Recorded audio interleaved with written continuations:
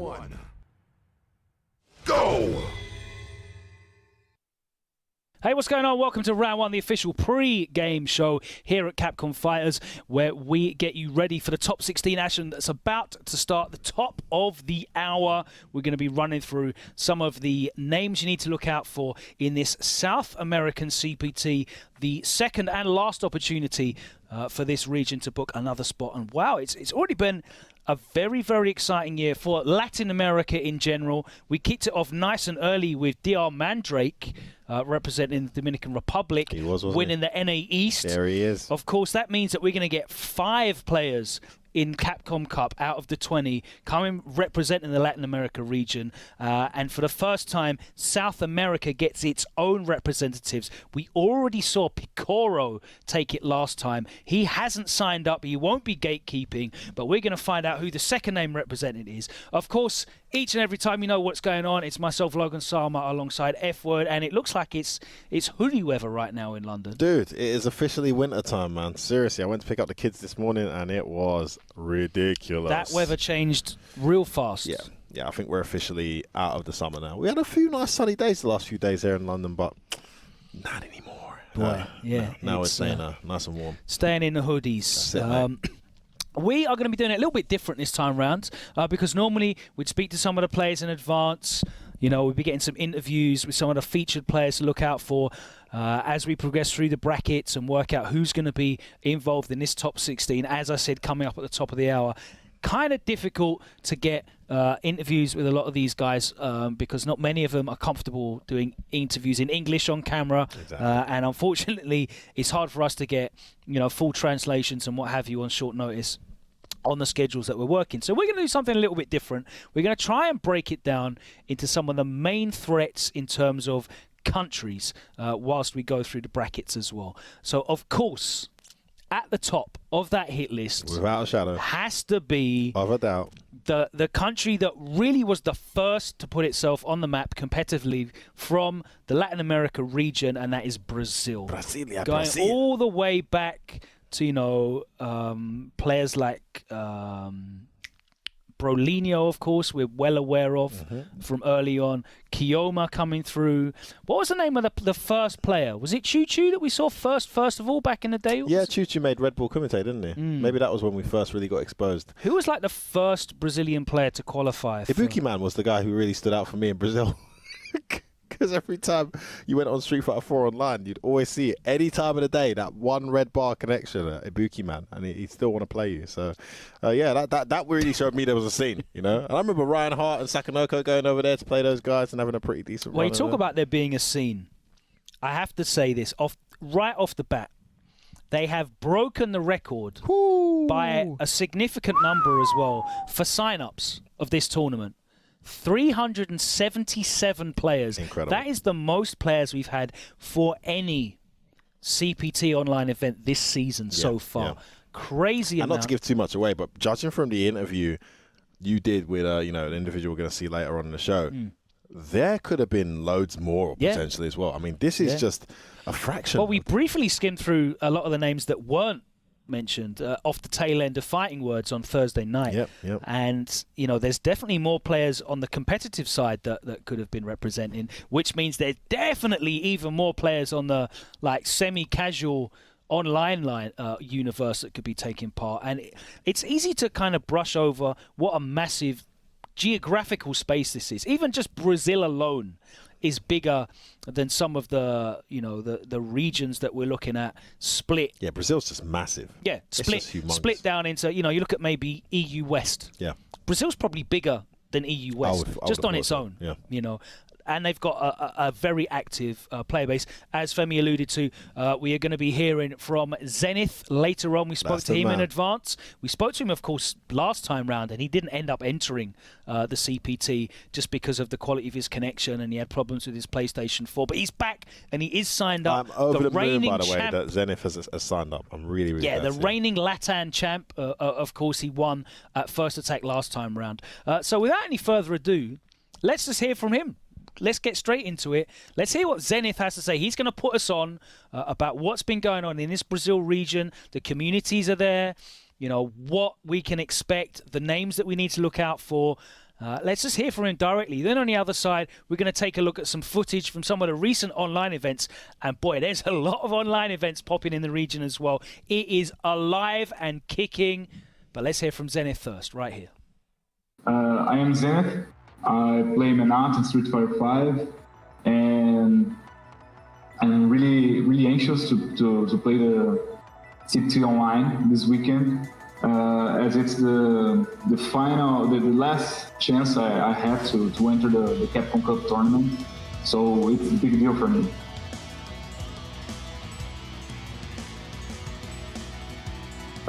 This time I'm entering the tournament. The first one I couldn't get it, but now play I'm confident about that. And the thing is, my PS4 was not so good. It was lagging and my internet connection was not good either.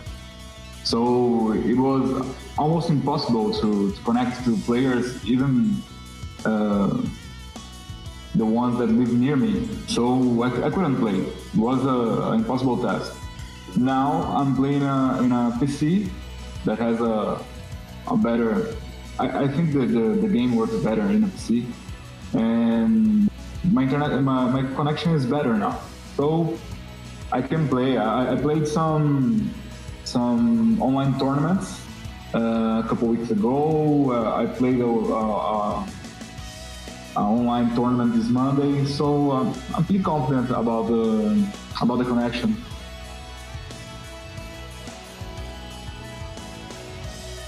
Well, to me the major difference is that in Latin finals, I already knew which players I would play, so I could train specifically for that. And if you see the brackets, we had almost 350 players. So yes, I think the exact number is 337 players. It's a lot, and I must be ready for everything, you know. This Monday I played a SAP. I never played a SAP, and it was hard. So I had all this week to train the SAP matchup, and others matchup that I wouldn't have to play. It was a offline tournament because I know the players and stuff. Online is really wild. You have all sorts of players, all sorts of matchups, all sorts of playing styles. So that's the major difference.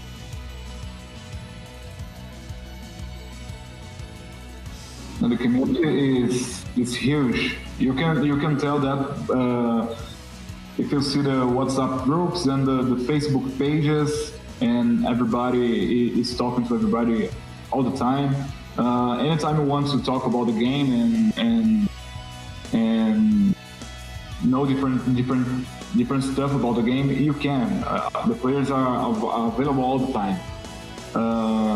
Just here in São Paulo, we had a player base offline about 60, 70. If you add Curitiba, Rio de Janeiro, and another cities, we can go over 500 offline players. If you start to talk about the online, I think we have at least 10,000, maybe 20,000. It's huge. It's really huge. All the communities are like 30,000 people, and everybody's talking always. It's a huge community.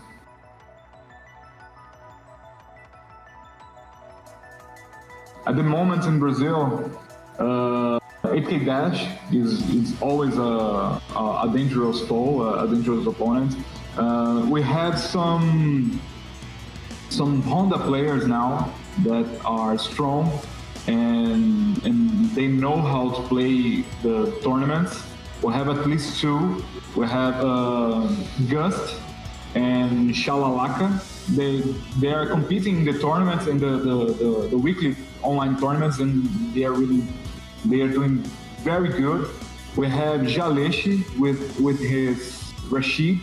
He's really strong player, great fundamentals, great feeling, great heart. To me, he's the contender for this tournament. We have Dark from Rio de Janeiro. He's a G player. He has really good fundamentals as well, and G is always a menace. You cannot give him a chance. You will die if you do. With this playing, he is always strong. His Dawson is really different from other Dawsons in Brazil. I think the only Dawsons that can be in the same level, depending on the time, of course, is Commander Jesse and Dancadillas. Didi is supreme here in Brazil when I talk about Dawson. And maybe I'm forgetting someone, but I think the great dangers in the tournament, the great adversary is gonna be these guys. We have a good Lucia player, Silvério. He's doing well in tournaments. He's like getting better every week. He's better and better. And I didn't see if Chuchu is playing this tournament, but if he's playing, he's always strong. He has two characters very strong, Buki and Chan.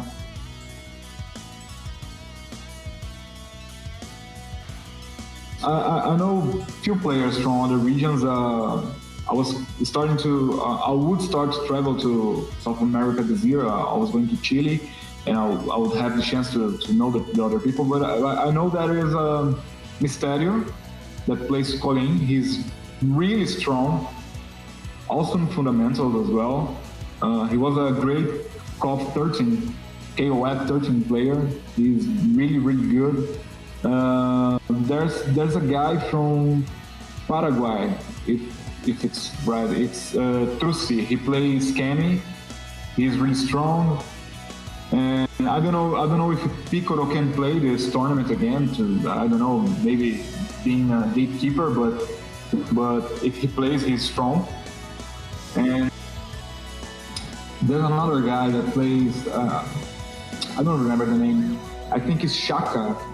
I remember hearing something about him. Exactly.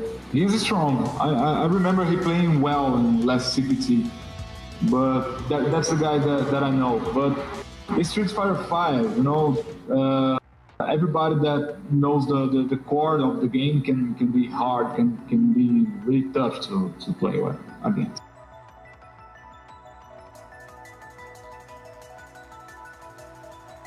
I think she is the same, almost the same character from the last season. She is a bit more oppressive with the trigger because it lasts more than before. So it began to be a great tool of pressure without doing the combos and stuff. You put your adversary in the corner and you can keep him there because you have wards protecting him. So she earned some more levels of gameplay, more layers. But I think she's good enough. Yeah. It's common to have drops. So the major training is mental. So if I have a drop, I have to find another route, another way, and be prepared to lose an opportunity because it really happens. It really happens more often than offline. But it's a part of the game, You have to be ready.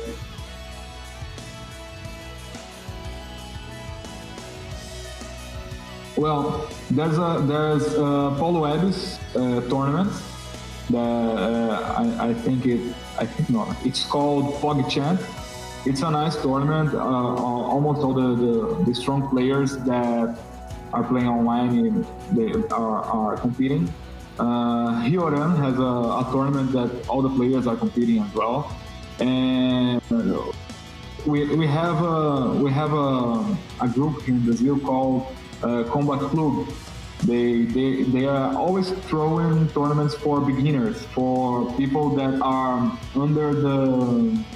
below the master title. So it's good to develop new players and stuff. At least this 3 is happening almost always. I think the Brazilian players are, because as you said before, it's difficult to travel within the country. It's expensive, and we have in a normal year we have, I don't know, maybe 3 opportunities to travel and gather. So Brazilian players are really use it to play online. Maybe the region that is most prepared for that. What a pleasure it is to speak with that guy. Really insightful, a phenomenal scene that he comes from. Also very well aware of the surrounding scenes that he needs to look out for as well, mentioning some of those regions. But my, oh my, when we got into the scenario where he mentioned players that could be a threat, usually you get 1 or 2 named, right? You know, this guy went on forever. There's so many. And a lot of the names we didn't see the first time around. Either that or they got eliminated earlier. But we tried to highlight the threats early on with the research that you've done with some of the scenes there and the conversations we'd had with some of those guys. And I think we did a great job looking at the notes. But there are more names. Even these guys have emerged between now and then. That's right, that's right. I mean, it's really cool to hear, and looking back on it, kind of last time round, I was mainly focusing on Sao Paulo because, you know, the connections that I kind of made and the people that we spoke to last time, it was Sao. But you kind of realize that the Sao Paulo community and the Rio de Janeiro community, they're almost as big as like some countries' communities and their online activities and stuff. So, you know, it's really interesting to hear from him, of course, pointing out a number of players, a number of threats that are in there. HK Dash is one that came up a number of times.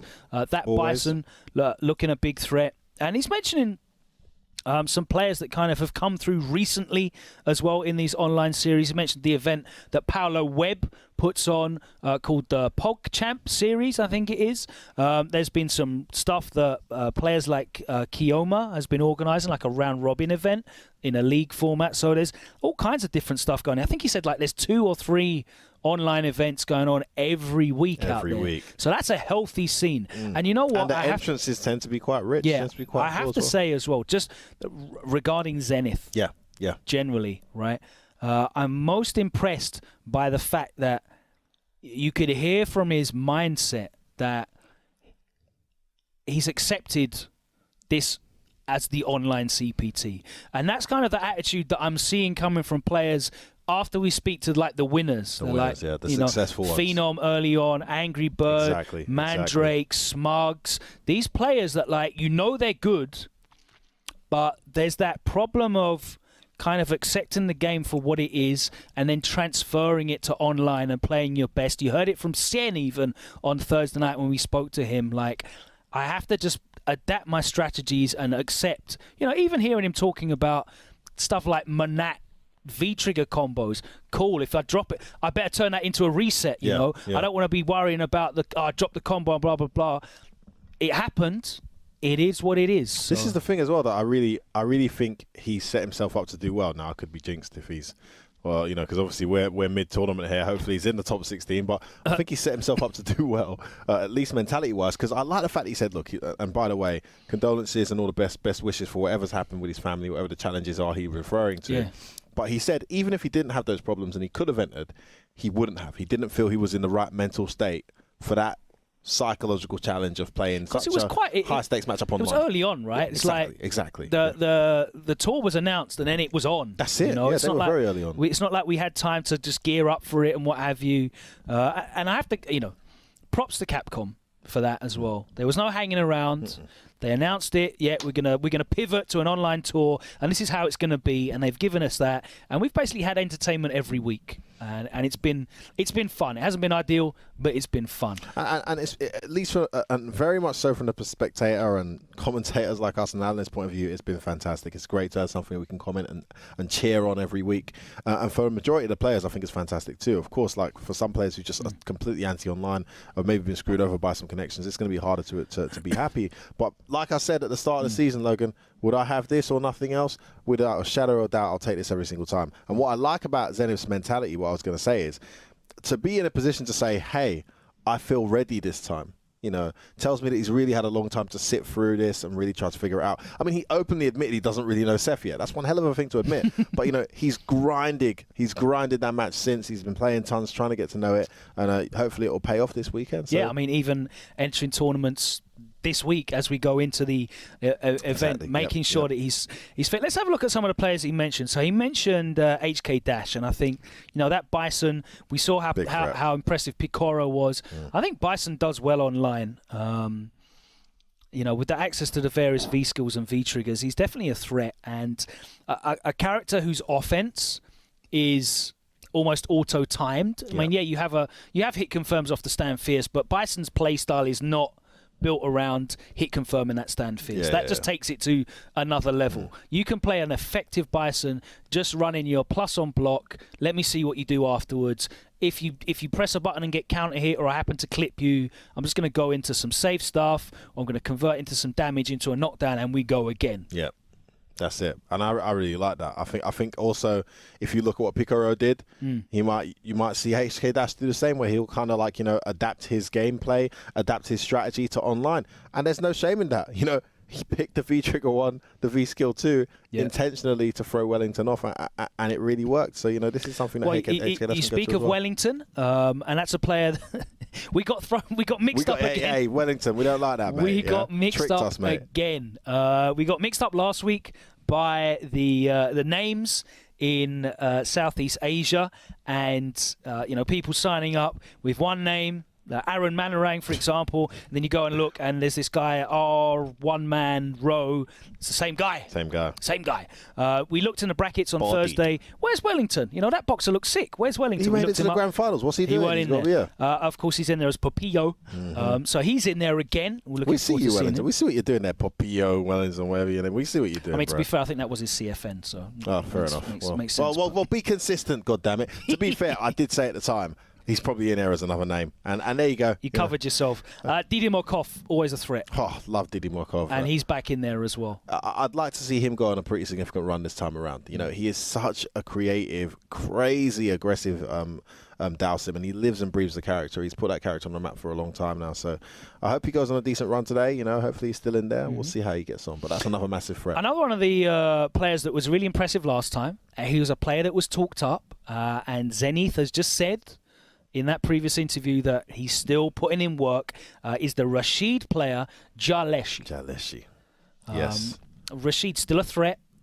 Hasn't won an event yet? No. Obviously, Big Bird came very close. But I still think he's very viable. Jaleshi had a great run last time. I think did he lose to Paolo Webb? I can't remember who he lost to, but he lost pretty badly when he lost, but he had a great run before that period. Making it all the way. And that reminds me, because I remember another guy who stood out similar to him, that was a standout performance for me personally. What was Griffin Mask?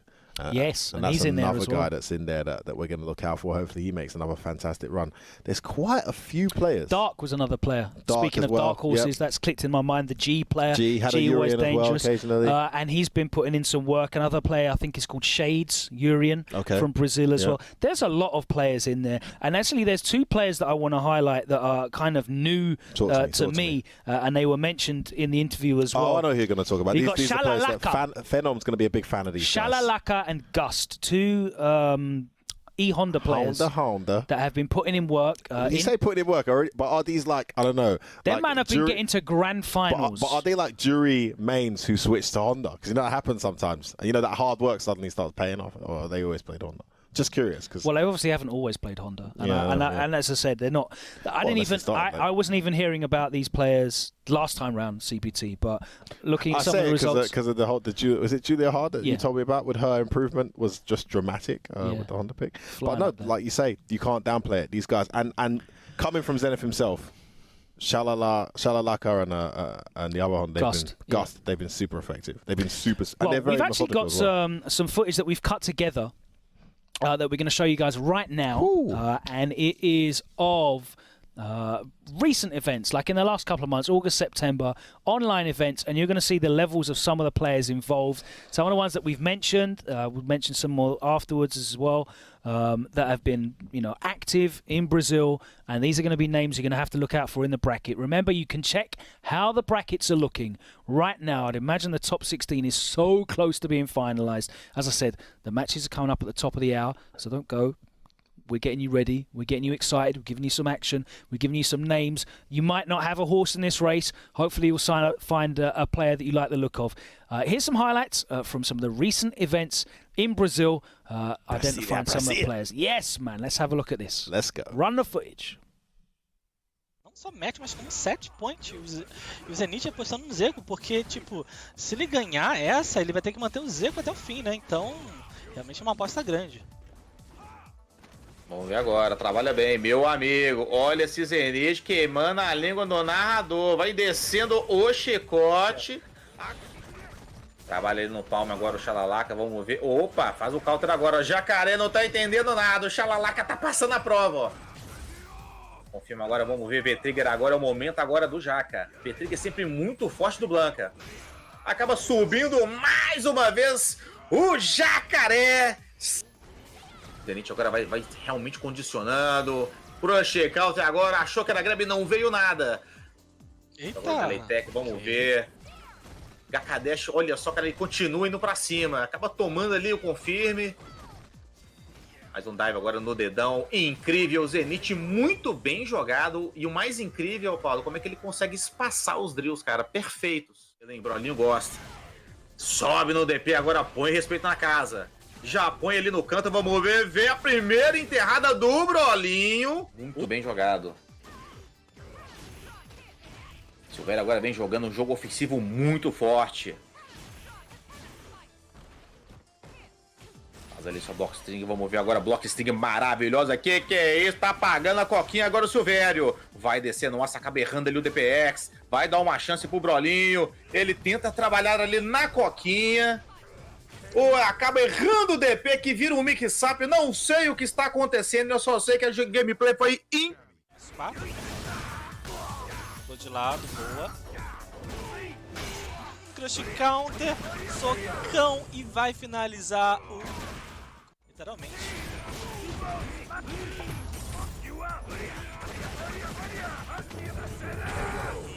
Meu Deus, quebrou a coluna ali do Uri. Drill, puxou a orb, troll, mandou a X, explodiu, bom confirme aí com a versão X, que cola o adversário no chão, tem orb, drill, combo e stun. Não, ele resetou pra stunar, o que significa que é morte certa. É, nem precisava, né? Não precisava. Controladora. Dominatrix. Bom combo aí de low aí. Crush counter no sweep. Drill, Mitch. Aquele drill ali tava bem positivo, hein? Drill Dimitri. Aquele cross ali, o anti-aéreo do Dimitri não levou. Muita gente fala que é a A de criança, né, da Mika, mas parece que o cross não foi cortado, não. Wind shot, baixo soco forte. Tentou um air to air ali, acabou se colocando no corner, saiu facilmente com esse pull X Eagle Spike, que é uma ótima ferramenta para sair, simplesmente sair saindo e acerta, né? Eita, shime e X Spinning Mixer, sai daqui, meu filho. Nossa, mas olha o que o Kaká tá aprontando, papito. É a barra patinadora com direito a botar fogo na casa. Olha isso, velho. Tá descendo o aço. Acho que já era, botou hein? o passarinho pra cantar do jacaré, hein? Acho que já era. É a Barbie patinadora, Paulo. Incrível, ele veio até limpar. Menos 2 não se expõe o Shao, tá jogando pelo tempo, talvez. O Chuchu vai voltar a zonear, é uma grande possibilidade. 17 segundos, isso força o Shao a tomar uma decisão. No punish, menos 2. Shao sabia, Chuchu não correu o risco, 10 segundos. Is this gonna kill? Deu tempo. Boa call do Chuchu, velho. Tá bem ligado. Boa defesa, paciência vindo. Chuchu acha o hit. Eu acho que isso é o fim, pessoal. Mamãe. Execução tá em dia. Is this gonna kill? Matou. Que match, velho. Muito bem jogado. Chuchu, legítimo com essa... Porém, algumas vezes contornável, sabe? Artificialmente. O lugar favorito de todo mundo que tá enfrentando o Rashid, o canto.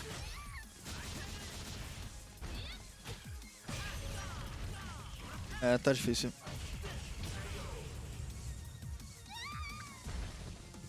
Bom, rushing match point agora, né?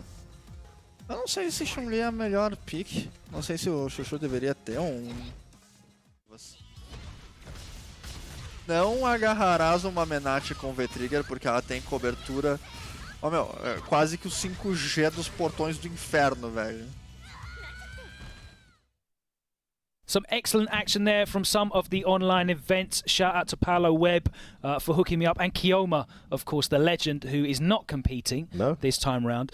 Two legends not competing. Brolinho as well, not signed up. Yeah, Brolinho's not been very active as well, I'm told. So, shame he didn't really... This didn't inspire him to come back into it. But, you know, there you go. Yeah, I can't find Dimitri in the bracket as well, the Armika from the region. Surprise, yeah, I thought Dimitri we mentioned that at the start of the show. Like, even with 377 players signed up, there's still names that are not here. Yeah, I see what Zenith is talking about. I can't find Nabraka, who was the other boxer from last time round. He made it to top 8. Oh my God, did you find my Ken? Please tell me you found my Ken. Cabaludo, yeah. Yeah. All right, yeah, all right. baby. We're in there. Ken Boys. Boys. Go, boy. Ken Boys are in there. Cabaludo. So yeah, you saw Shalalaka and Gust in there putting in some graft. Who else have we got there from the region that was shining in there? Let me pull up my notes because we have a lot of players to get through here in the region. Shades, Urian, Yes. very effective, Yes. already proven to be very effective in the region. And there's a player who I think Zenith mentioned actually called Silverio Lucia, which we don't see very often out there. Very rare. Yeah, nowhere, to be honest. We've seen Lucia represented a little bit I mean, recently. Shine just won an LBC, but I'm sure he used Ibuki for some of the matches. I'm sure he did. So, you know. But yeah, we don't really see Lucia often. That's going to be an interesting one. I mean, Brazil has to be the favourite region, not just because of the caliber of player, but the weight, the quantity of players as well. They've got quality and quantity. It's going to be very difficult. And also, Zenith said, because it's such a big region, they're all very used to playing online. Sometimes the matchup you want to learn just isn't in Sao Paulo at all, and it's miles away, and you just got to connect with that guy online and just grind it out that way. So he said he thinks that these guys are more accustomed to playing online than other regions, which could be very true as well. Yeah, I mean, even going to the points about travel and CPT offline, it's so difficult for these guys. We've seen it year on year. Players from South America, Central America, just Latin America in general, qualifying and unable to travel just because of visa, because of cost to travel to CPT events mid-season as well. We see these guys existing in these areas, and he said there's, Zenith said there's these Facebook groups, WhatsApp groups, hundreds of people in these, always talking all the time, very passionate, and I'm so happy that when they've been given this opportunity, they've stepped up and they've broken records for sign-ups, because it's all well and good showing some love to the region, giving them a qualifier, giving them a premier event, giving them tournaments, giving their own ladder and method of climbing up and qualifying, but it's a different thing as to whether they take it, and they have stepped up, and I'm really happy to see that. But again, thank you to Zenith. We saw some great action there from some of the online events. I have to shout out Phrenicius again, who we spoke to last time round, the guy that puts on Tiger Upper Quarto, which was their Wednesday offline event. Of course, we haven't had offline events for the longest time, but there are online events happening on the regular out there in Brazil. We're going to take a short break because there are other countries that we need to look at. Yes, there are. And the next one on the map is going to be Argentina. Ooh. We'll see you on the other side. Don't go anywhere.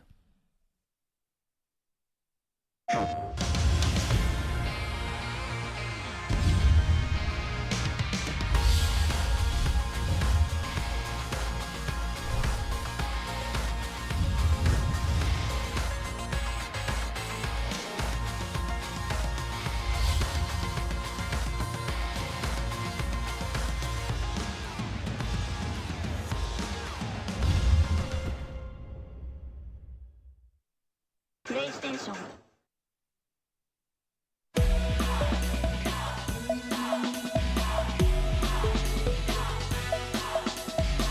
The curtain falls.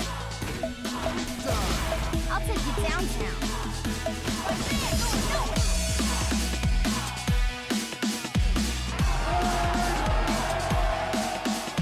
Boom! That's how you start the fight and finish it quickly. Let's have some fun.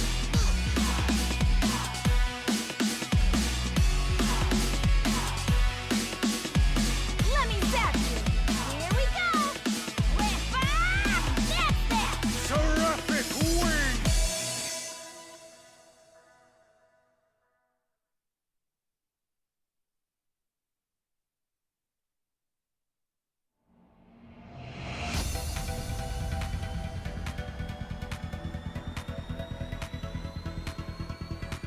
Go beyond the battle. Get ready. Destroy. Begin. Let's go. Disappear. Kneel.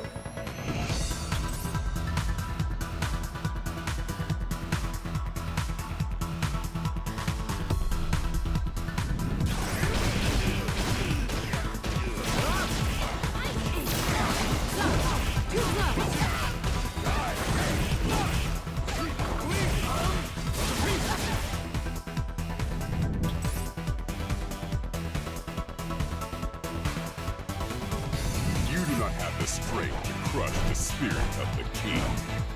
Alright! I really like to exercise. And training is a lot of fun. Time to meet your death, vile insect. Pull out all the stuff. Hadouken! Resurrection!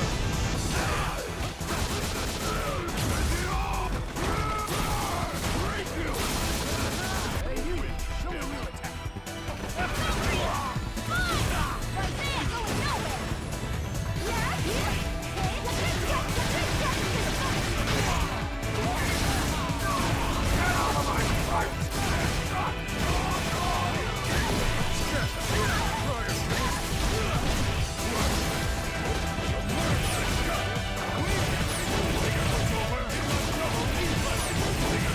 Witness the power of the continental.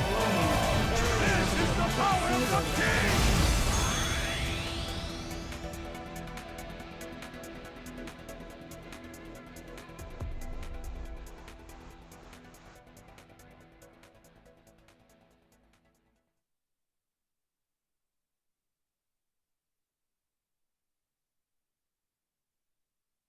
Paraneural device expansion completed. Pseudo-personality asset is imported properly. Biological brain connected. Doll unit 0. Startup sequence will begin. Well now, little piece of junk. Time to wake up. Doll unit 0. Activated. Well, Jordan, who is a piece of junk?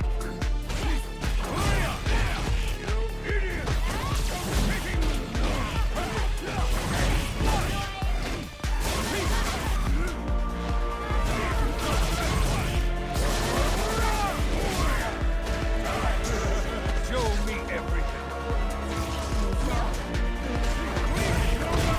Show me everyone. Show me everything.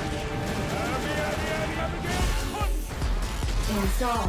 Show me something worth taking.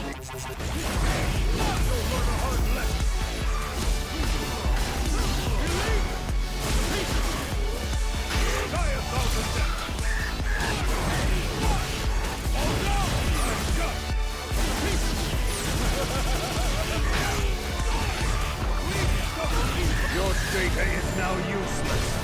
Witness the power of the content engine. This is the power of the king! Your data will reside in me for eternity.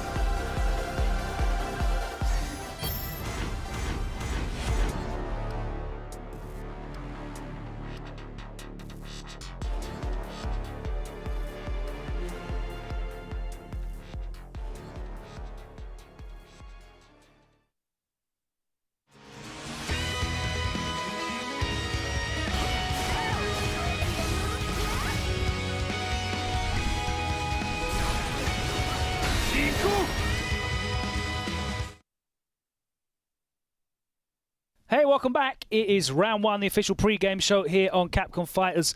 Before every single CPT event here on Saturdays, we go through some of the threats that you need to look out for before we get to top 16. Of course, top 16 ready and waiting to come to you in full at the top of the hour here on the channel. Do not go anywhere. Right about now, though, we're going to take it across South America. We've already looked at Brazil and spoken to Zenith.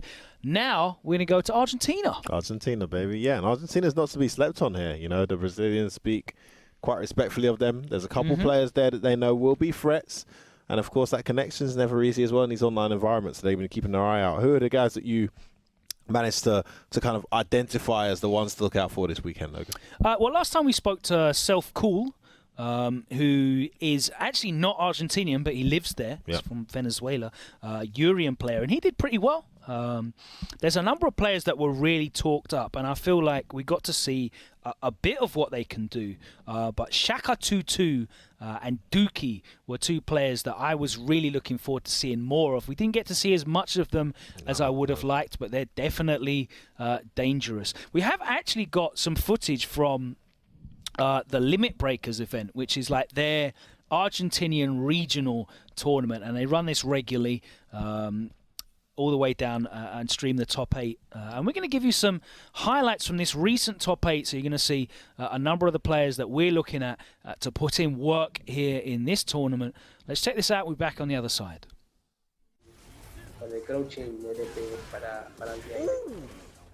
Esa cara de perro, cara de palo.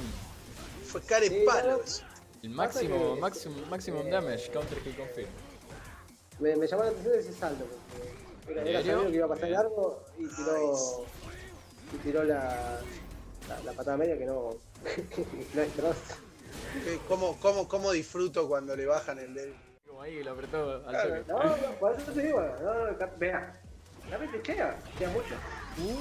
Tenemos con y ahí no tocó capitán. Debe estar escuchando el capitán, A mí que capitán.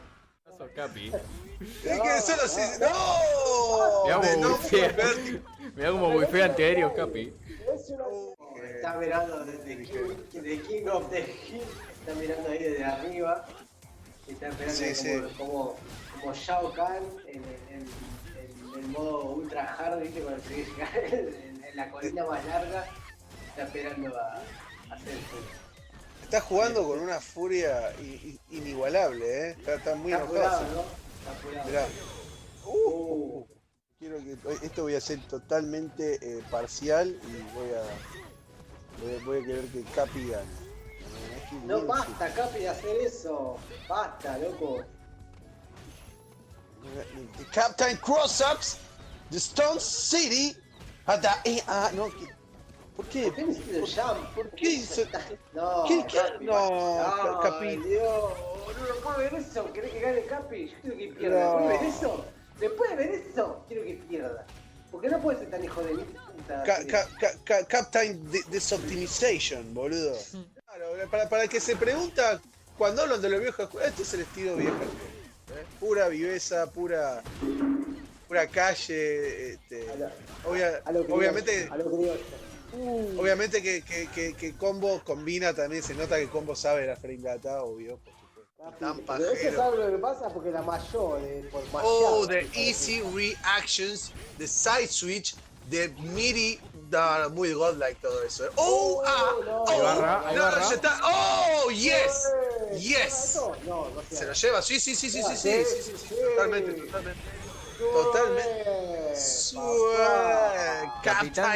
Capitán Loser Final.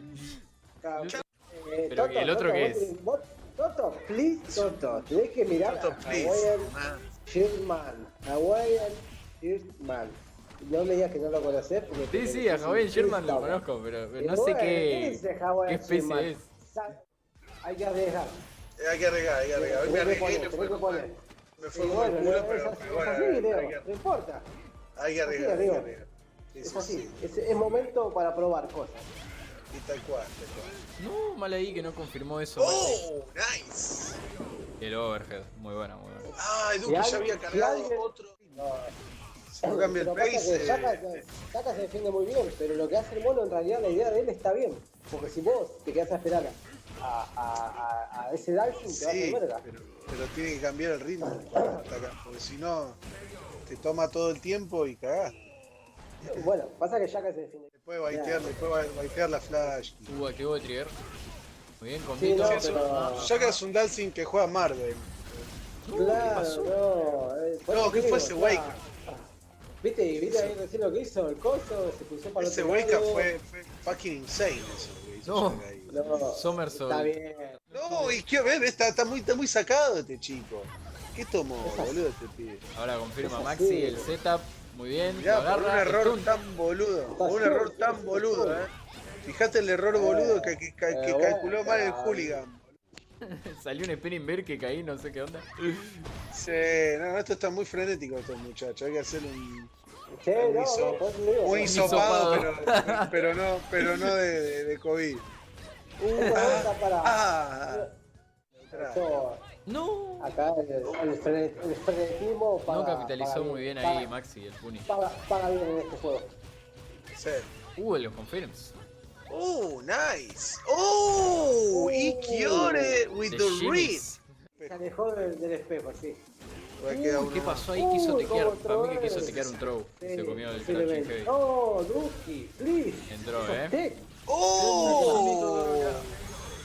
Lo neutralizó completamente. Selfie lo hizo tomar malas decisiones a Duki y se llevó a la pelea. Porque hizo cosas que se alejó del espejo, sí. ¿Qué pasó ahí? Quiso tequear. Para mí que quiso tequear un throw. Se comió el crouching heavy. Duki, please. Entró, Lo neutralizó completamente. Selfie lo hizo tomar malas decisiones a Duki y se llevó a la pelea. Porque hizo cosas. Awesome action there, and shout out to Self-Cool putting in the work. Of course, he was the highest placing Argentinian player last time round. Yeah, good run last time. Narrowly missing out to top 8, right? Yeah, one spot short. Same as Shaka, and I'm sure you'll remember Shaka's performance against Cabaludo's. Did he have a performance? Was he allowed to play? Because I just remember seeing the Dalsim Ken matchup look like a 7-3. Is all I remember. It was actually quite a tough draw. It was an unfortunate draw from Argentina last time round because in losers bracket, Duki had to play against Shaka in losers straight away. Yeah, in that team kill happens often, doesn't it? But let's talk about some of those players we saw just there. Self-Cool, of course, a Urian.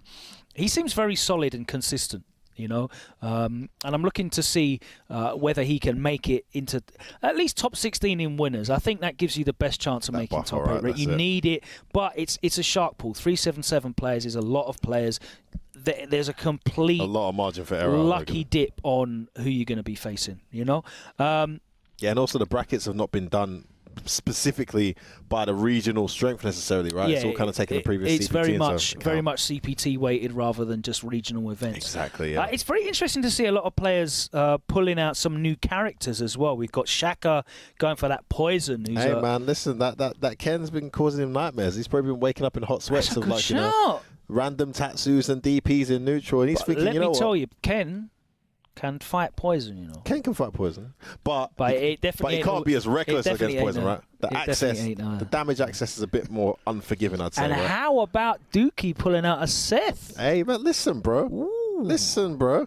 If you ain't got a Seth in your pocket, then what are you doing, isn't it? That's basically what all the pros are telling you. And Dookie's, he's in that warning. And we got Keydash in there with Guile. We saw Capitan Limon with Zeku.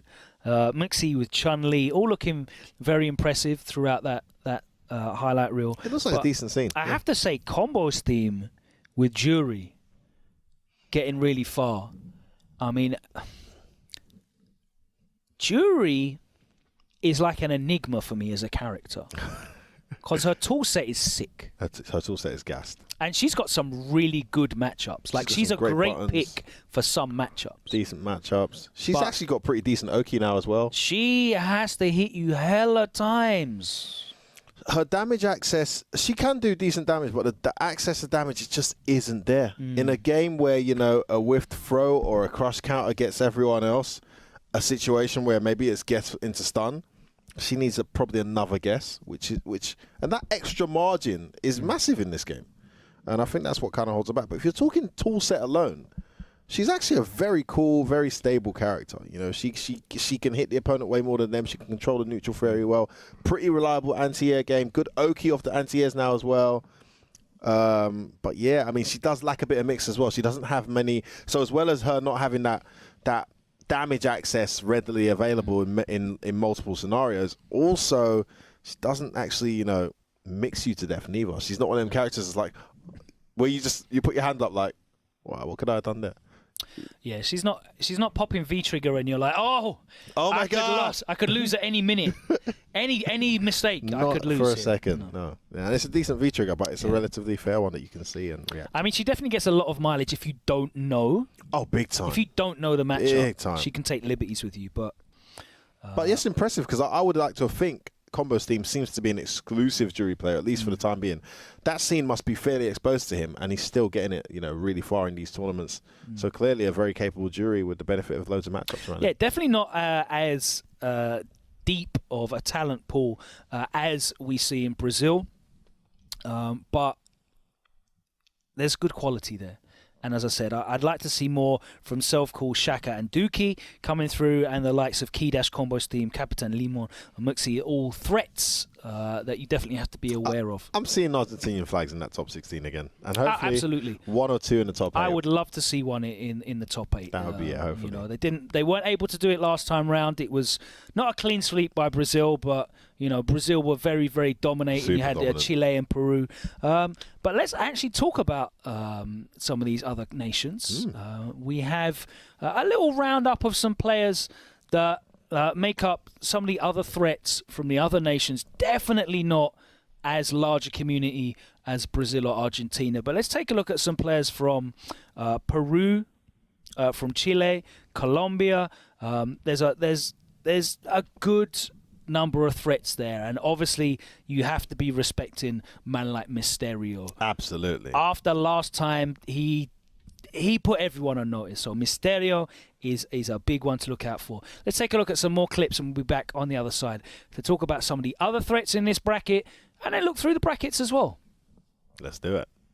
Bloqueo por parte de Moise, ahí está el Wii Spanish de Misterio, notable su reacción para terminar el combo, presión desde arriba, y sigue el Stone, deja el hielo para el setup, y chicos y chicas, señores y señoritas, tenemos campeón, tenemos al supremo emperador de la liga F6 a lo largo de todas estas fechas, de estos más de 2 meses, ya tenemos el nombre de nuestra corona, y su nombre es PhD Misterio. Muchachos, yo pensé que era Siki God versus Jay Yin, dicen. ¡Vamos! Acá puede ganar Cami, Sí, Cami, puede ganar tranquilamente, se metió a la esquina, no, le hizo la engañadita, tengo miedo, Piccolo Guerrero, se puede acabar el torneo, no, se acabó, tenemos campeón, patada veloz, campeón de clasificatorio, Lima Game Wii, papirricas.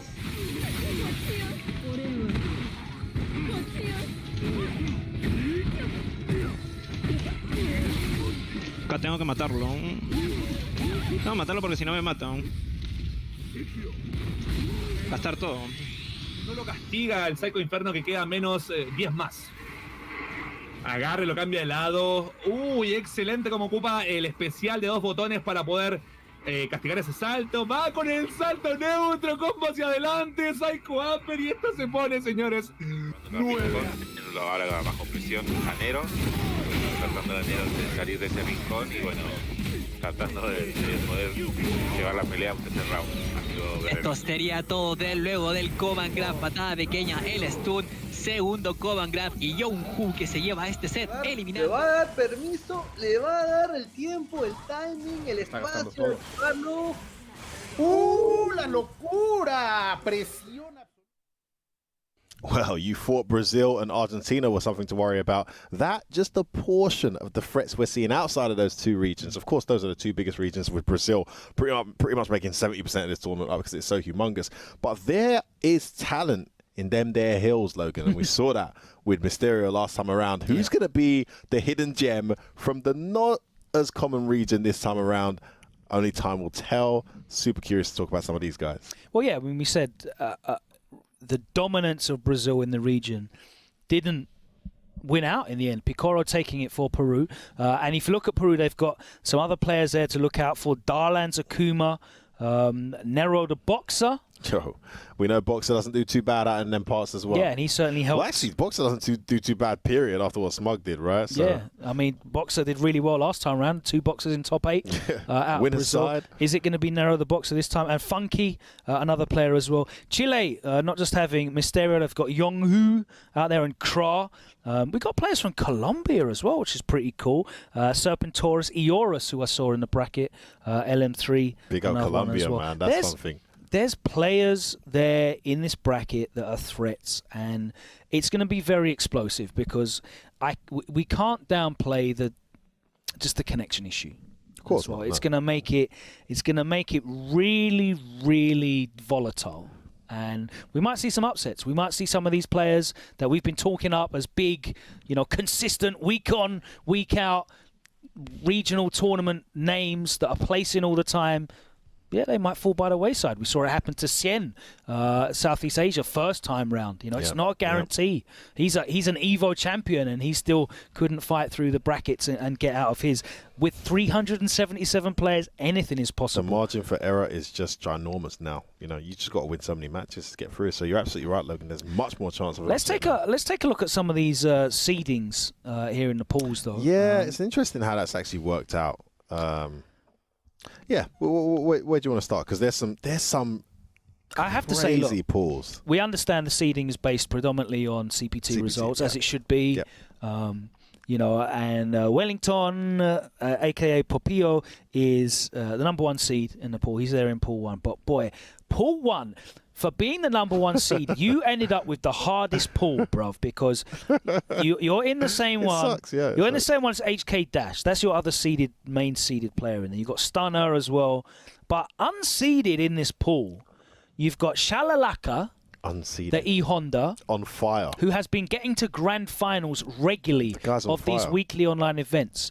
And then so unseeded that they're actually playing in the first round preliminaries is Choo Choo, the Chun-Li player. Yeah, Choo Choo's completely unseeded. It's completely inactive. It just shows you the depth of talent. But this one this pool is pretty stacked, I have to say. There's probably 1 or 2 names there that we're not familiar with. There's absolutely as well. like 1 or 2 names in there that I'm going to have missed out as I go through.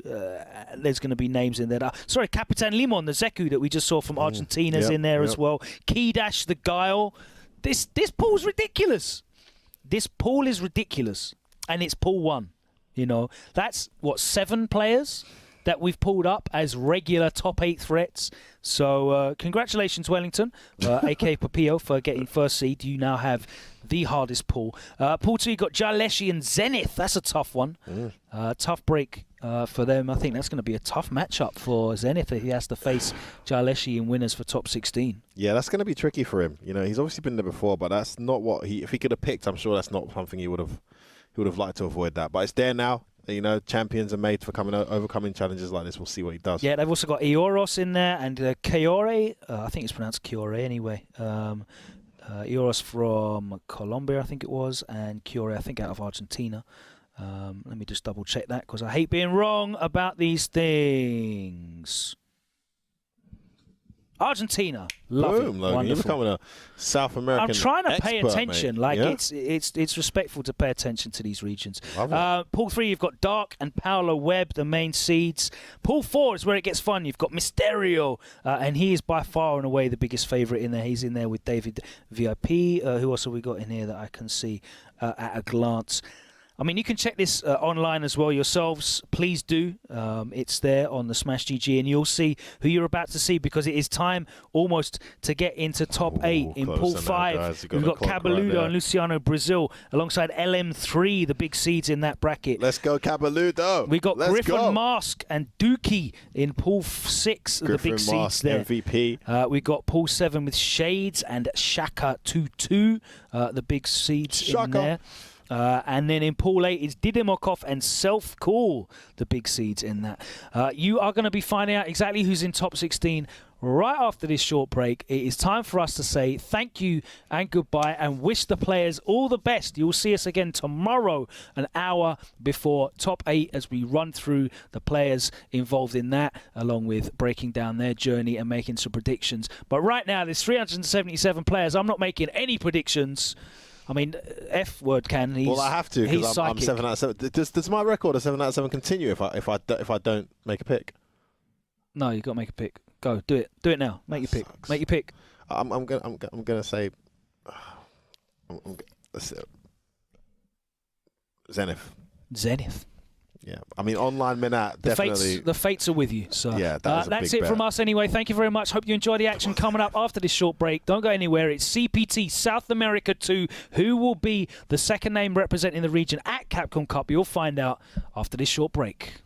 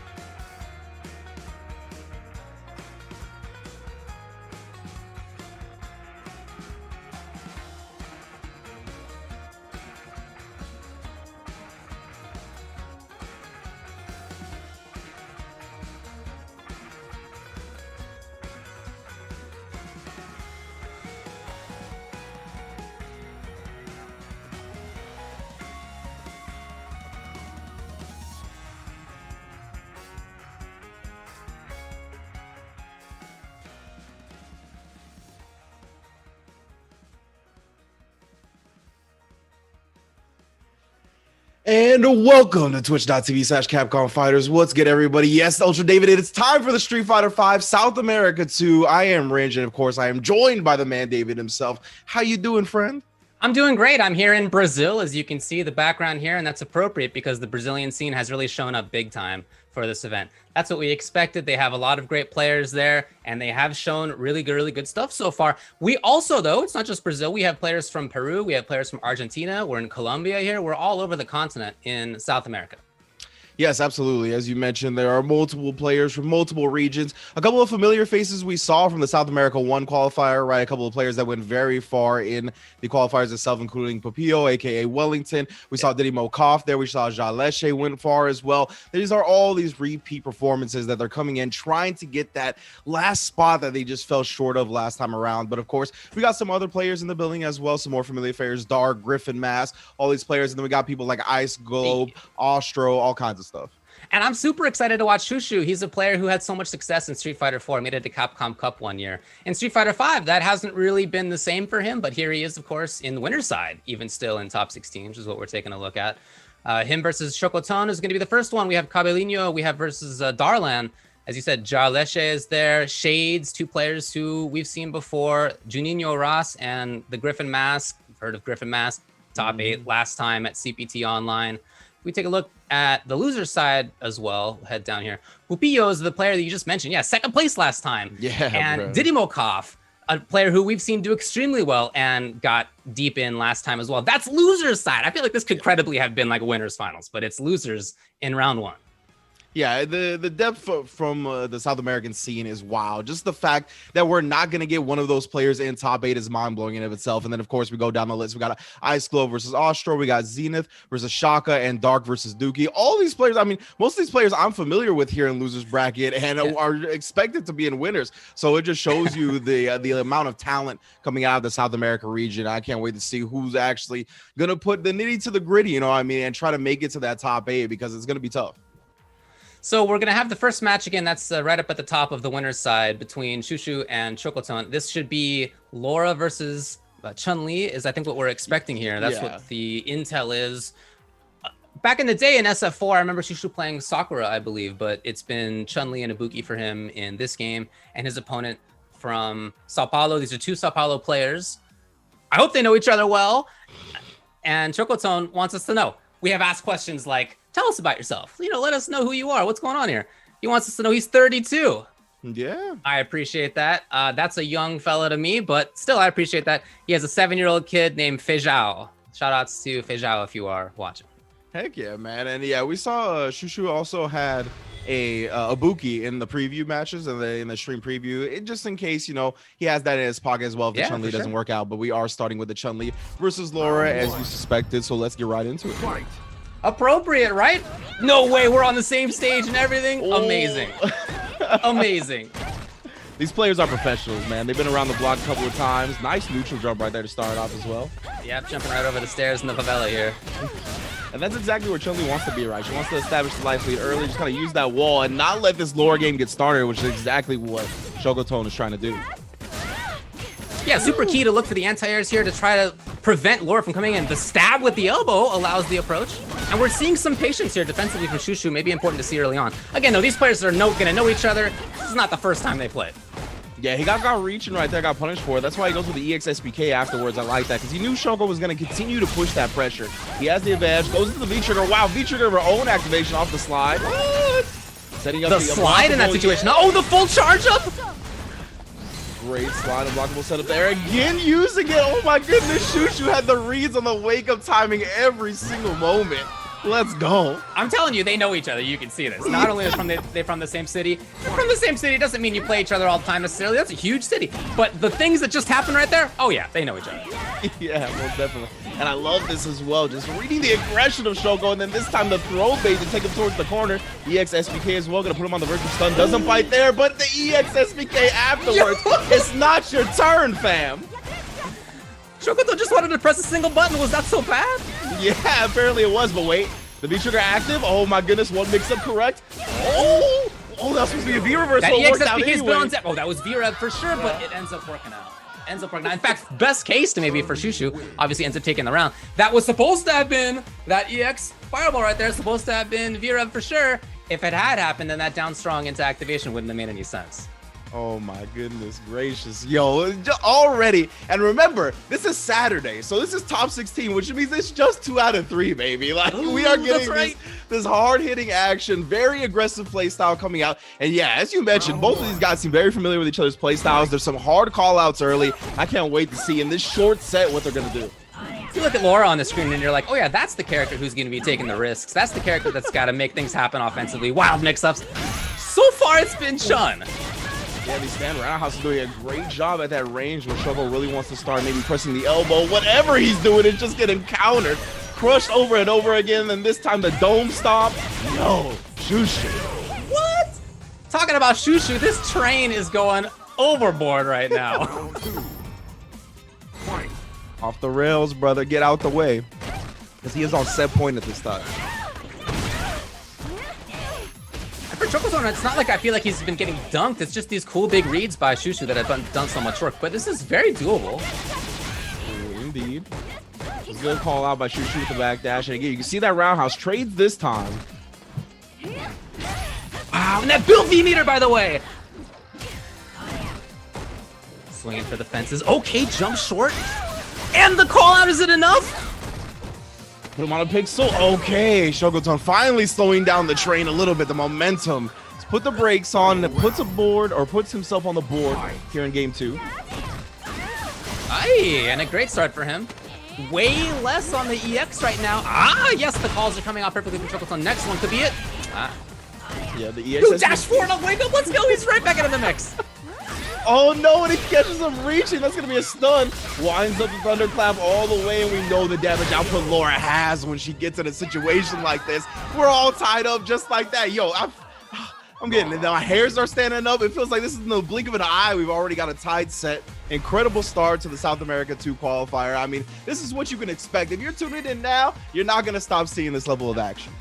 Super strong players down in South America. I'm super hyped for the fact that this year, obviously we're all online. That is a bit of a bummer in many ways, but one of the great things about it is that we get to have this focus on different regions in the way that we might not otherwise. Very deserving down here. Lots of very strong players. Right. Absolutely. Couldn't have said it better myself, sir. And we're going to a game 3, which I'm super happy about. After that first game, it looked like Shushu was going to run away with it, but no. Nah, not with this level of play here in top 16. Anti-air was ready. And pretty light on pressure. You can still see the timidity a little bit here and there for Chocoton. Oh, maybe never mind. Hold on. He busts through with the EX. Doing another hard call out with the backdash this time, giving him plenty of time to punish that with command throw. Oh, what a roundhouse. Spacing there. Typically, that's Chun's wheelhouse. Yeah, definitely. And V-Trigger was just not ready. Is ready after that overhead now. Okay, what's the wake-up timing? Oh, my It's not enough yet. Yeah, took him all the way to the corner, put him one throw away. Oh no, and usually you think you can wiggle, but when she's got that V-trigger on deck, that's not a possibility, my friend. Would have been safe. It's match point. Wow, okay, the big start. Into the corner, okay! All this glass cracking. I was saying the big star continues, does buy him some bit of breathing room now in the back row, but 100% on those EX SPKs. Ah, that's a bet. And not punished very well, unfortunately. Yeah, doesn't get punished that time. I kick into the EX. Lands right in front of him in command throw range and starts the game. No V-trigger activation on that. I like this a lot. Look, she has a very explosive V-trigger, but you don't want to take that +2. Mix up EX, of course! Again, 100% this time. Oh no, runs directly into the electricity. And we are going to a final round. So starts off aggressive with the jump again. I love it. What a block expectation was there. And now time to start the chunk. I love that jab, just a way to end things. Anti-air, a little bit too late. Now it's Shushu in the corner. Indeed, Chocolatone fully loaded on the meter, though. If he gets any chance at offense, he could be so explosive with it. Throws out of the EX this time. All Shushu in this last round. On the verge of stun as well. You can see just trying to remain active, not letting that stun bar deplete. Stomps on her head, but it's not enough. Now you're reaching, but she's just teaching. Shushu taking it 2-1, and he will be on to top 8 on Sunday tomorrow. What a match for the very first one of this top 16. That was amazing right there. I loved the mix-ups. Again, you could really tell that both of these players know each other well. A lot of the decisions that were happening there, I think, weren't things that you typically tend to see. Not that there was such zaniness, but still like very like precise reads. Like, I'm sure that you're going to do an EX in this situation. I'm sure you're going to have an EX rush in this situation, EX elbow, whatever it may be. That there were these little call outs there that ended up being really, really big for both players. And of course, especially for Shushu. Yeah, definitely, especially for Shushu, right? So in the first game, we saw him just read the wake-up timings perfectly with the V-Trigger 2 setup. That was super good. In this last game as well, right, we saw one of the things that I was really worried about for Shushu was Chocolatone's fully loaded meter, right? We know how dangerous Laura could be, how explosive her offense could be. If she gets any opportunity started up, the whole round could be over. And we saw him use one bar, and he actually got thrown out of the EX immediately. So I think Shushu just had that read. As you mentioned, they seem very familiar with each other, and man, just it was close. It was close, but Shushu was the one that prevailed today. Any given Saturday, of course, and he's gonna be moving on to top 8. That's awesome. Again, mentioned how for Shushu there had been so much success in Street Fighter 4, and we just haven't seen that, at least on the international stage. I know that more locally, he has definitely been doing work. He got third at a recent Brazilian tournament. He's been grand finals of a bunch of their locals. But from this international perspective, I'm really happy to see that he's back in the mix. Absolutely. I couldn't agree more. Couldn't agree more for sure. And they already are in the lobby for our next match as well. So I'm going to get to the back of that real quick. Yep. And our next match, of course, everyone, that is coming up right now is going to be Cabelinho versus Darlon. Cabelinho from Brazil. He is a Fang player, the youngest competitor in Brazil and in the Brazilian FGC. Okay, wow. Yeah, that's what he claims, right? Of course, we are getting that info directly from the players. So, I mean, I'm inclined to trust them. Saying he's the youngest player coming out of Brazil. I mean, I'm looking forward to it, especially on a character like Fong, character that, of course, is still underrepresented despite being a launch character in this game. Just one of those that not too many people have explored with for, one reason or another. But I'm always very entertained by the character when he comes up. And then on the other side, Darlon's claiming he rocks Akuma, a character we're very familiar with in high-level competition.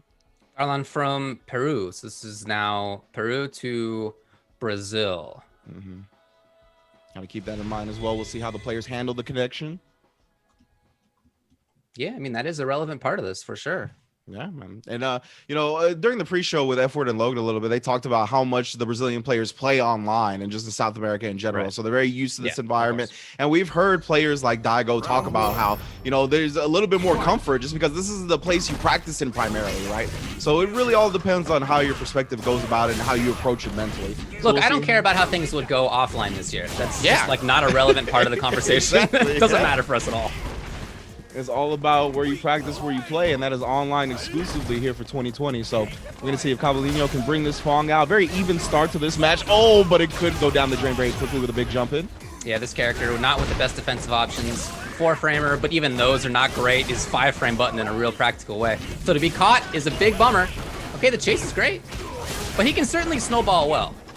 Yeah, absolutely. And that V-trigger too, I feel is personally a little bit underrated when it comes to its comeback ability. Well, definitely we'll see if he's going to be able to get that. Might be able to get an activation here later on, but a back throw. Yeah, you can see what Darlon was scheming for, right? Yeah. Man, try to get you reaching. Nice blocking the cross up there. Now just putting out the V-trigger fireballs, trying to get that safe pressure going. Stuck. Oh, yeah. Big plus frames after the EX red. Yeah, it's just one of those moves, too, that puts a lot of mental pressure on you, right? You see the gray life add up, and you're just like, oh, I want to make something happen. Just feels bad to block in the corner for that long, and you just get anxious as a player. Usually when I see that hot dog, I'm like, this doesn't make sense for the character, but actually, that makes perfect sense. This looks like it's actually the costume. Man, Fong is a hot dog sommelier. We're trying to look for the crush counter here. Okay, he ends up getting it with a sweep. Ooh, sneaks to the other side and the counter hit. Darlon trying to wake up with some buttons. Not going to happen. Puts him back towards the corner as well. Stealing a bunch of time right there was Cabellino, too. Oh, he canceled it. Hoping that Darlon swings. Darlon has actually, though, mostly been pretty patient. There was that one counter hit, like you said, on like, other than that, been pretty solid. Yeah. He's gonna try to bring him back, of course. V-trigger activated again, and he made a real good use of those air fireballs just to safely approach the Fong last round. Oh, here we go. It's a big... Oh, no. Maybe it didn't confirm it. I don't know.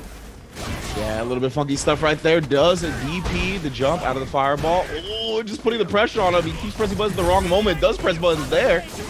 Now got V-trigger 2 activated. It's still there, though. This could definitely happen. He's got one chance. No. The EX palm comes out.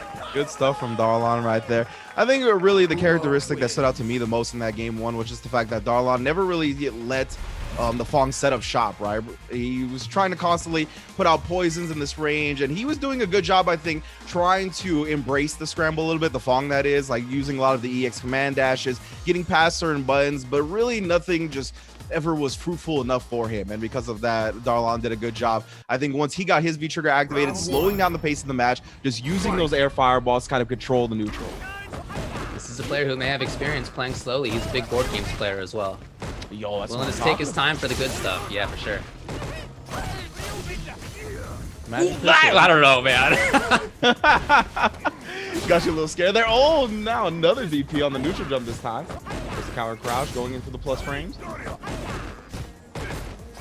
Yeah, those took quite a while to start up, but if you're at a certain range, it just feels really uncomfortable for many opponents to fight against it.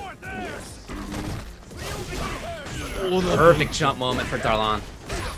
Yeah, he's just had those, right? And the meteor right there, I didn't really have much confidence in it, though, or maybe just going for a demon flip reset out of greed. Either way.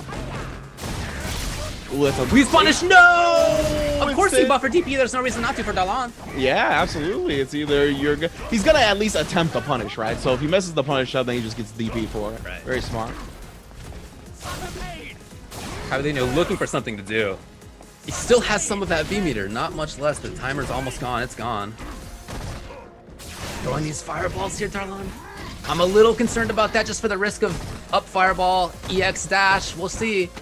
Oh, he just kind of threaded his way through in a way that I think Cabellino wasn't looking for. Maybe so many of the demon flips have been why Cabellino was willing to just stand there.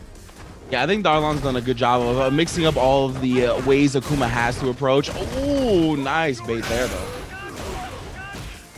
He's trying to get a little fancy. A little too much, and Darlon did not let him get away with that. Meaty works here. Yeah, Darlon is a fan of the resets. You can see right there. He was looking for that one throw. It's a stun, right? Wanted the big damage for it. Ooh, speaking of big damage, critical are coming out for Cabellino. That extra little poison on it. And the tech. Oh, is he there in time? Yeah. Beautiful. Once it triggers, you're in there on the DP. Very smart, using the time to side switch as well. Yeah, just neutral fireball. Oh no, a little bit missed space and runs into the poison balls. That's gonna put Cabellino on the board. Final round. Okay. Cabellino did a little bit better job at anti-airs there. He had some jump backs that I thought were important. Most definitely Darlon, though, with an important start to this match for sure, establishing the life lead already. Plenty of meter on deck as well. You can see he was trying for the EX fireball right there, but ends up getting interrupted. And here we go now, Darlon, full on corner pressure, building bar, pressuring. That would have been so sick. Oh, that's so hard to punish. I mean, come on. Oh, that's such a heartbreaker for Cavallino right there, trying to punish the EX air fireball. But as you mentioned, it's not an easy thing to punish. It's just this funky air trajectory that it has to it. You end up landing at a position that if you're not super familiar with fighting Akuma, it's a little tough to get the idea of where he's going to land at. So good stuff to Cavallino, but Darlon's going to be moving to top 8 winner side. And that's pretty cool. So Darlon from Peru, the winner of the CPT Online South America #1, Picaro, also from Peru. So we talked a lot about the Brazilian scene, and many of these players are from Brazil. Very strong, very large scene, obviously a huge country. But man, it would be amazing if for Peru, the 2 qualifiers out of South America were both to be from their country. Yeah. That'd be pretty impressive. Quite a statement, right? Absolutely, like an incredible statement for sure. I mean, South America is just so talented, and we have a predominantly Brazil bracket today. But I mean, these players from Argentina, these players from Peru are on that same level. So I can't wait to see if they're actually gonna get both qualifiers in such a stacked bracket for Brazil. So coming up next, we're gonna have Ja Leche fighting. He got 3rd at the last CPT Online South America, so already has had some success. And Shades is going to be his opponent, who got 9th last time. So not quite in top 8, but very close. Can do it, I'm sure. A couple of Brazilians here. Yeah, Shades looked real good last time, but Ja Leche looked a little bit better considering that 3rd place overall finish. Probably the player I enjoyed watching the most, to be quite honest with you. And it's funny because he plays Rashid, right? And there's a big meme about like Rashid and kind of just being always in that upper echelon of results that we've seen so much. But I just really loved his brand of Rashid, man. I enjoyed the way he played the character, played with a lot of heart, a lot of reads, and a lot of passion. And I just want to see what he brings to the table because he got so close last time. And I honestly, the way he was playing last time, I really expected him to be in grand finals. He fell just a bit short. So, you know, he's actually one of our players that has gone the farthest in the last bracket that is still in winners today, right? A lot of those players that went far last time are actually in losers, whether it be Diddy Mokov, whether it be Pupillo. Those guys are in losers bracket to start top 16 today. So I'm interested to see how Ja Leche goes, and as well as his opponent, of course, as well. Shades is just a Urian player, and I'm always a big fan of watching Urian too. Well, congratulations. Yeah, I mean, I think that he's fun to watch. As far as Rashid goes, you know, at the beginning of the season, I think a lot of us would have said Rashid was the best character in the game. A lot of us did. Many of us did. I did. I was one of them. Now I'm not as sure, right? I've seen more results, and I will not tell you that I think Rashid's not good. He's good, obviously. Yeah. But other characters have actually had more success, surprising. But there it is. So Ja Leche wants us to know, his dream is one day to be able to compete and represent Brazil and those who support him in the Capcom Cup and to raise his gameplay worldwide. You were already talking about how well he did last time. If he has another showing like that, he's definitely going to be somebody who we'll all be looking at. Even if, you know, he wants to make it a Capcom Cup, of course. That's the best way to raise his awareness, people's awareness of him. But even if he doesn't make that, to get top 3, top 8, which is what he's fighting for right here, twice in a row, yeah, of course, we'll all be looking at him from now on. Yeah, absolutely, for sure. And I mean, I'm all about the stories, Ultra David. So, you know, he's putting it out there on the line. He's wearing his emotions on his sleeve, talking about that's his dream. I want to see him accomplish it. But of course, Shades is, you know, he's up there too, right? He's been playing Street Fighter V since 2017 when he started competing seriously. He fell in love with Urian, as many players did. He's just such a creative character, and you get a lot of creative expression with him. So I can't wait to see who actually gets to the top 8. And again, one of the players is from Sao Paulo and the other player is from Rio. So if they've played each other a lot, I'm going to assume it's online. So this should be the environment they're most accustomed to playing each other in. Did you say 2017? He only started to compete in 2017. That was 3 years. I mean, I don't know. Sometimes I think about me playing since 2002 and I'm like, God. You know, it's funny because in the details, we have players that are like, I've been playing for 25 years. I've been playing Street Fighter since I was 3. And then there's another player that we're going to have later on that said they've only started Street Fighter 5 in 2020. Amazing. So, I mean, yeah, it's wild. For sure. But we got Shades coming, establishing a nice life lead here to start off. We'll jump over, but of course, recovering from the fireball in time now, dealing with the plus frames from the EX Whirlwind and the activation as well. More plus frames coming at you, that's why he jumps over. Oh, I love this video right here. Try to maintain offense, but nah, Leche was ready. The idea is just to try to get as much corner carry as you can. Here he is. Finish it. Nice. He was able to go back and forth. It's one of the nice things about using Rashid, especially in Trigger. One side of the stage to the other, just like that. Yeah, you never get any breathing room against Rashid like that, and that's what Shades really wanted. He wanted to get in that low forward range, start trying to fish for the Aegis Reflector, but he really never got the chance to. couple of these jump early fierces, it is a great button. But we haven't seen the anti-airs yet. And then this time even using it as an air-to-air button. Super good button. Great spacing on that. Yeah, and Leshe recognized. Underneath! Okay, interesting. I was looking for down fierce, but it was down strong to escape. Yeah, exactly, right? I was of a similar mindset, but even using the crouch strong to dodge jumping entirely. Okay, nice stuff from Jean Leshe. See, when I see a combo like that, I'm looking for wild mix-ups coming in, but it was actually just the grab. Me too, dude. I thought he was going to put it in some nasty reset, but either way, a nasty whirlwind kick is going to be what finishes off the first game. Jean Leshe, I mean, picking up where he left off last time I saw him play in South America CPT. He's just a monster in terms of aggression, in terms of never letting you feel comfortable with your own gameplay. I really like his style. I think that's a great way to put it. Yeah, he did seem extremely aggressive. That's what we saw from him previously as well. He was able, like I said, able to go coast to coast a couple of times. Even other than that, I loved his jump-in moments. He had great whirlwind timings. In fact, one of the few timings in which he did not actively get pressure was when his opponent used view reversal, and then when his opponent dashed in, he was ready for the jab, right? So he's taking his turn constantly. That's the name of the game. You can see even right there, abusing it, right? Using the medium whirlwinds, trying to see if he's going to challenge him or not. I really like that. Now EX, then you got to take it. Yeah, look at this. Just like that, right? All the way on the other side next to this dirty car, just like that. And he's just always picking the right buttons for that spacing, right? He's never really looking to counter poke. He's just always trying to make sure his opponent has to deal with the button from that range. And then like this again, the corner carry off the EX whirlwind, gets the throw. Ooh, the idea I think was pretty solid. The execution of it, maybe not. No, again! Well, at least get that going. Underestimated the vacuum property of the Aegis right there, right? I definitely sucked him back in to the point where he could have got a full combo out of it, but just trying to reset for the other mirror. Now he's got no mirrors left. He does have V skill at least. Yeah, I think you can see he's getting a little antsy here. Grab, not quite. Oh, hold on. No mirror here, but he could still be very dangerous, and never mind.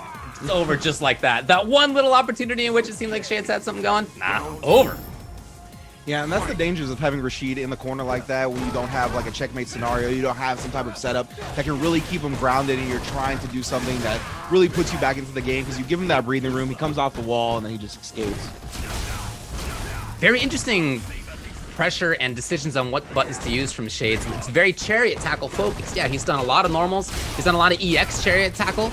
It's not plus anymore. That was seasons ago. It's not zero anymore, I should say.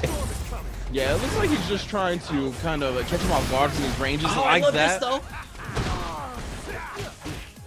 EX backed by the V skill, able to go through the whirlwind that time, but man, it just seems like you're always in the corner. Nice EX headbutt.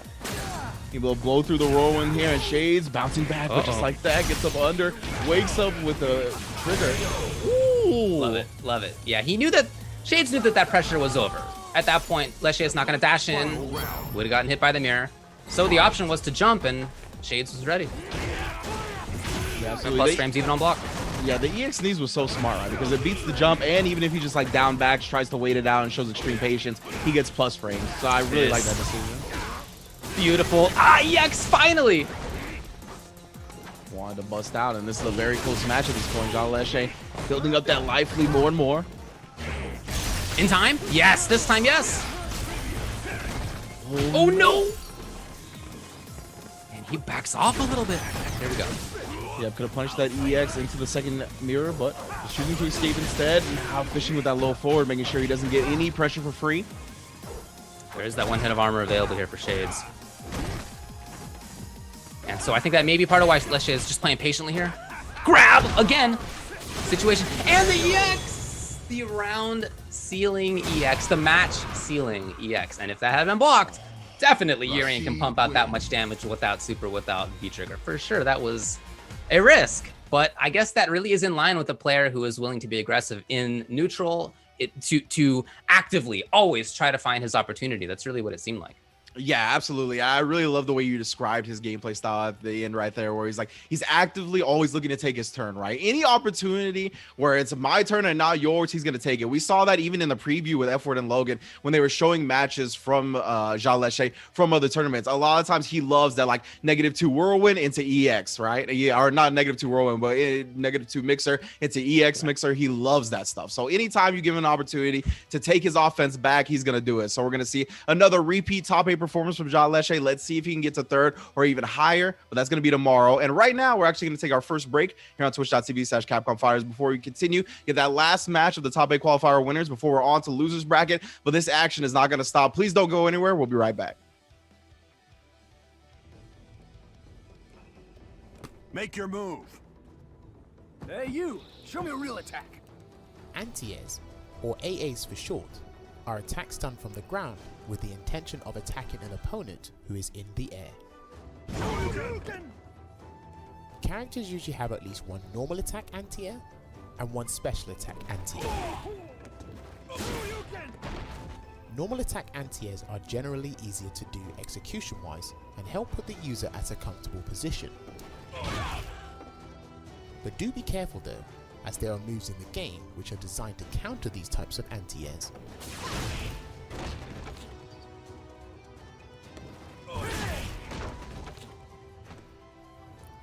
But what about special attack anti-airs? Special attack anti-airs are slightly more difficult to perform and sometimes come with benefits that normal attack anti-airs probably can't offer. All depends on the character. Special attack anti-airs have some sort of priority to airborne attacks and are generally more reliable than normal attack anti-airs. In most cases, they can even counter aerial options that change a character's jump arc. When picking a character to play in Street Fighter V, one of the first things you should do is find out what their anti-air options are.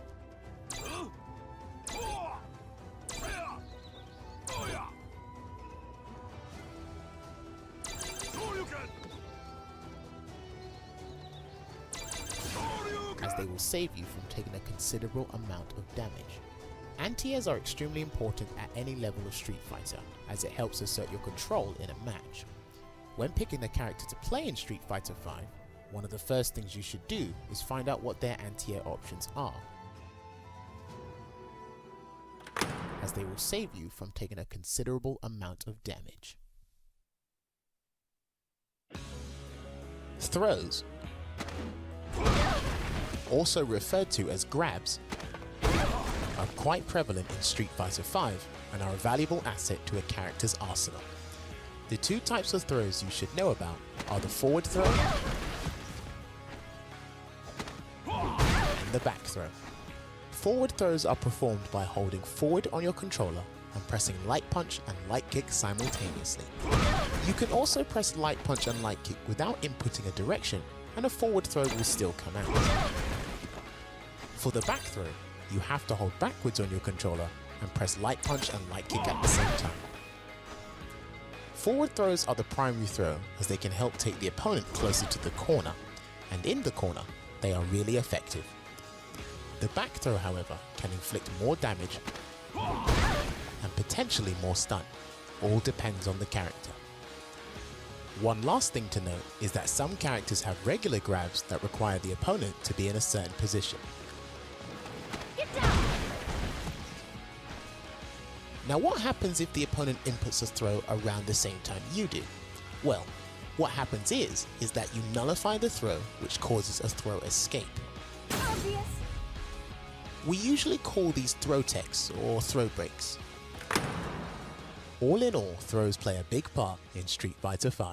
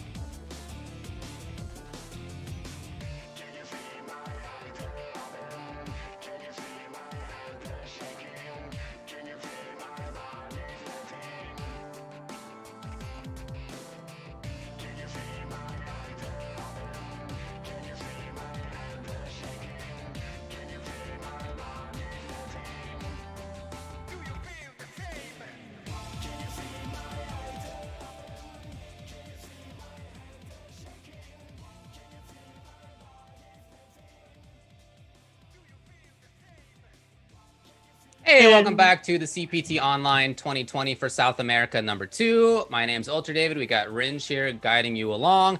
We're going to have the final match of the top 8 winners side coming up now, which will be Juninho versus the Griffin Mask, 2 players from Brazil. Coming at this from a little bit of a different angle, each one. Again, we have some bio from each of the players. And Juninho wants us to know he's been playing Street Fighter for 25 years with Ryu. This, folks, is a Ryu player. And the Griffin Mask, his bio, very appropriately, none given. Absolutely none. You don't get to know he's a mask. It's just the mask. The human behind the mask, don't be concerned about. The mask is what's important. Precisely, right. He's here to show us the Blanca skills, his Street Fighter 5 skills, and that's all we need to be concerned about here today. We're going to see if he's going to be making it into top 8 winners. And then on the other side, we got Juninho, who seems to live and die by the Ryu. 25 years straight of Ryu. No matter the game, no matter the balance, he's all about that character. I mean, making top 16 with a character who is very underrepresented at this stage in the game's lifespan is quite impressive. Griffin Mask got 7th place last time at the last CPT Online South America. So already has proven that he can make these top 8s. And he's a player that, we've seen over the years in any case. As far as Ryu goes, I mean, actually, both of these characters, I want to say, I think are a little underrated in my view compared to where many people put them. I wouldn't put them, to be clear, in top tier or anything. But I do think that Blanca has like a credible argument to be like mid-high. Yeah, and I Ryu, agree. I don't think Ryu is the worst. Okay. That's hey, all right, Ryu, not the worst. Not the worst, for sure. I mean, he's always got those Shoto fundamentals, right? He's got those tools that all the Shotos do. It just really depends on how well you can use them. I mean, I think one of the things is always when it comes to playing characters in any fighting game is it's not only about how good the character is, but it's how you gel with the characters, how much you truly like them as a person. I think really does help your performance with it, right? We saw Tokido at the beginning of this season's lifespan mess around with Urien, mess around with a couple of other characters, but we're gonna be getting this man on ice skates in here as he's playing. He already got dash like 3 times. One was into grab, one was into anti-air DP. Yeah, but we're gonna be resetting the match. Oh, so, it's under grid, so we can't watch it. Yes. Big bummer. Come on, fellas. Anyway, it's already zany. You can just believe me on that. It's getting a little wild out there. You gotta take Ultra David by his word. I always do. So trust me, chat. You must as well. Things are happening in there that I might not have expected. Yeah, we'll see. But you can see, some of the band colors as well. I just want to mention Urien and Tokido, right? In the beginning of the season, talked about how he was experimenting with a couple of different characters, Urien being one of them. But at the end of the day, fell back to Akuma. That's just the character, his tried and true, and the character who he truly loves playing. And I think that's a big thing when it comes to success in fighting games. And not only success, but enjoyment. You really got to enjoy who you're behind the wheel of when it comes to fighting games. If you don't like the character, you're not going to stick with the game. Simple as that, right? This is not work in that sense, at least for almost all of us. So if you're going to keep playing, it's going to be with somebody you like, and I think that's totally fine. To talk more about Ryu specifically, I do think that in this season he can snowball reasonably well. He does deal pretty good damage. This is not Ryu in the sense of like early Street Fighter 4 Ryu or Super Street Fighter 2 Turbo Ryu.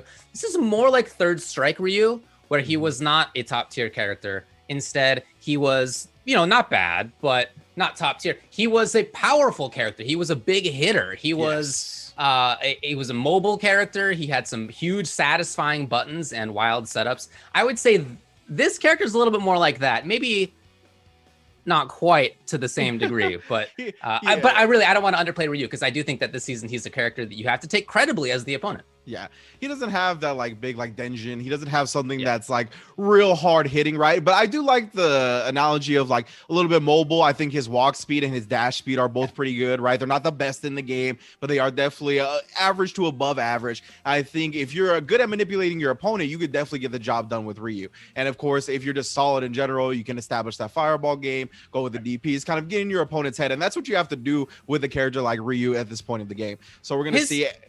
His V-Trigger 1 is really pretty good now. The fact that the fireballs don't deplete it in the same way, he really does get to zone a little bit hard in this matchup in particular versus Blanca. Blanca has a lot, even more mobility, right? Talking about Ryu and his dashes and stuff. Blanca with rainbow balls and with hops and with slides and with V-skill, all sorts of different stuff that he could do. And that's really Ryu doesn't quite have that, but he does have, V-Trigger 1's okay, right? He does a lot of damage. He can pressure pretty well after Hurricane. Like, he's got some stuff. Yeah, and that's really where I was going to go with next when it came to talking about this matchup specifically. So we talked about Ryu and his strengths and whatnot and trying to really condition your opponent and manipulate them. But the problem is that, we went to grid again. That's the one problem. We have pressed rematch here. But the second problem is the fact that it's Blanca, right? So he's definitely going to be very hard to tame. It's always a character that can constantly go around the screen, constantly just kind of putting you on edge and making you feel uncomfortable. So because of that, I mean, you are a Ryu player for 25 years, as he said. So hopefully he can be comfortable in the discomfort, so to speak. But I mean, it's still going to be hard. Look, if one of these guys are your boy, give him a text or something. Please. Please, for sure. But yeah.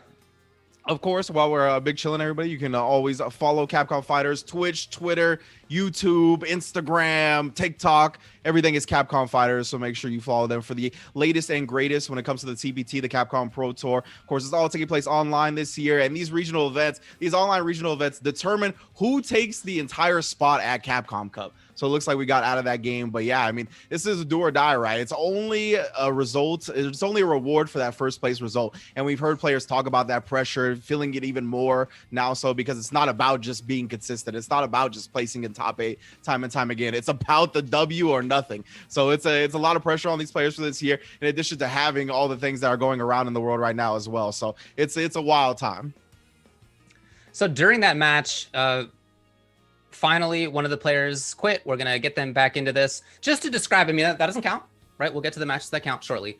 But I do think that it probably gives us an insight into some of the decisions that the players may end up making even still. Man, lots of dashing from Ryu, lots of dragon punches from Ryu, even more mobility, predictably out of the Griffin Mask, right? Using EX Rainbow Ball to get through projectiles a lot, command dashing in a lot, command dashing backwards a lot as well, as you would expect as well. Like very great V-trigger mix-ups already we have seen. So that was, again, not going to count, but I do expect that the match we're going to see coming up is going to be pretty exciting. Absolutely, yeah. Both of these players in top 16 winners. We saw the Griffin Mask last time. Looked incredibly impressive. And I mean, I can do nothing but assume that our Ryu player is definitely very good as well, just considering he's made it this far with Ryu himself, Juninho, that is. So we're going to look like actually get into the match proper this time. Again, both of these players from Brazil, as you mentioned. Different cities, though, so most likely just most likely this year, if you've played a lot of people, you've played them online. So we're going to see them in their environment that they're used to playing in, and they're going to be performing in tournament in it as well. So let's see who's more comfortable. Of course, Griffin Mask, also Warlord rank, so he plays plenty of online regardless, right? So yeah, he's up there. Juninho made it in by beating some strong players. Beat Dark, who made top 8 last time. Beat Paulo Webb, who has had great performances in the past. So this is a very strong performance already. Griffin Mask made it here by beating players including UB Dookie, a player who we talked about and who the players previously talked about. They have gone into the grid again, so we're going to hope that they will back out, and at some point, we're going to get a match. Indeed. So we backed out real quick. Looks like we had a battle host change real quick so we can get back into the match proper, or back into the lobby proper, I should say. So hopefully we can get back into the match proper. But yeah, you mentioned Dark, right? Dark also, I believe, in loser side here in top 16, right? He's the G player from last time who did very well. So we're going to be seeing him later. A couple of the other losers bracket members we got are very familiar faces. Of course, Diddy Mokov. We got Dookie from Argentina. We got Pupillo, aka Wellington, one of the best boxers in the world. We got Zenith, incredible Manat. So there's going to be a lot of good players coming up, even in losers bracket as well. Absolutely, yeah. We already got 3 of the top 4 set for winners side top 8. It's going to be Shushu versus Darlon, Ja Leche versus one of these two. Yes, and indeed. We'll see which stage they've gone with. Come on, baby, come on. No whammies. No whammies. But yes, of course, you can follow along on the bracket of Cool as well at Smash GG, of course. South America 2 this week, as my Ultra David mentioned. 3 out of our 4 top 8 qualifiers have already been decided, so this is the last match in winners top 16. But it looks like we are instead going to a quick break, so please do not go anywhere. We're going to get everything sorted out and be right back with more matches here on twitch.tv/Capcom Fighters. See you then.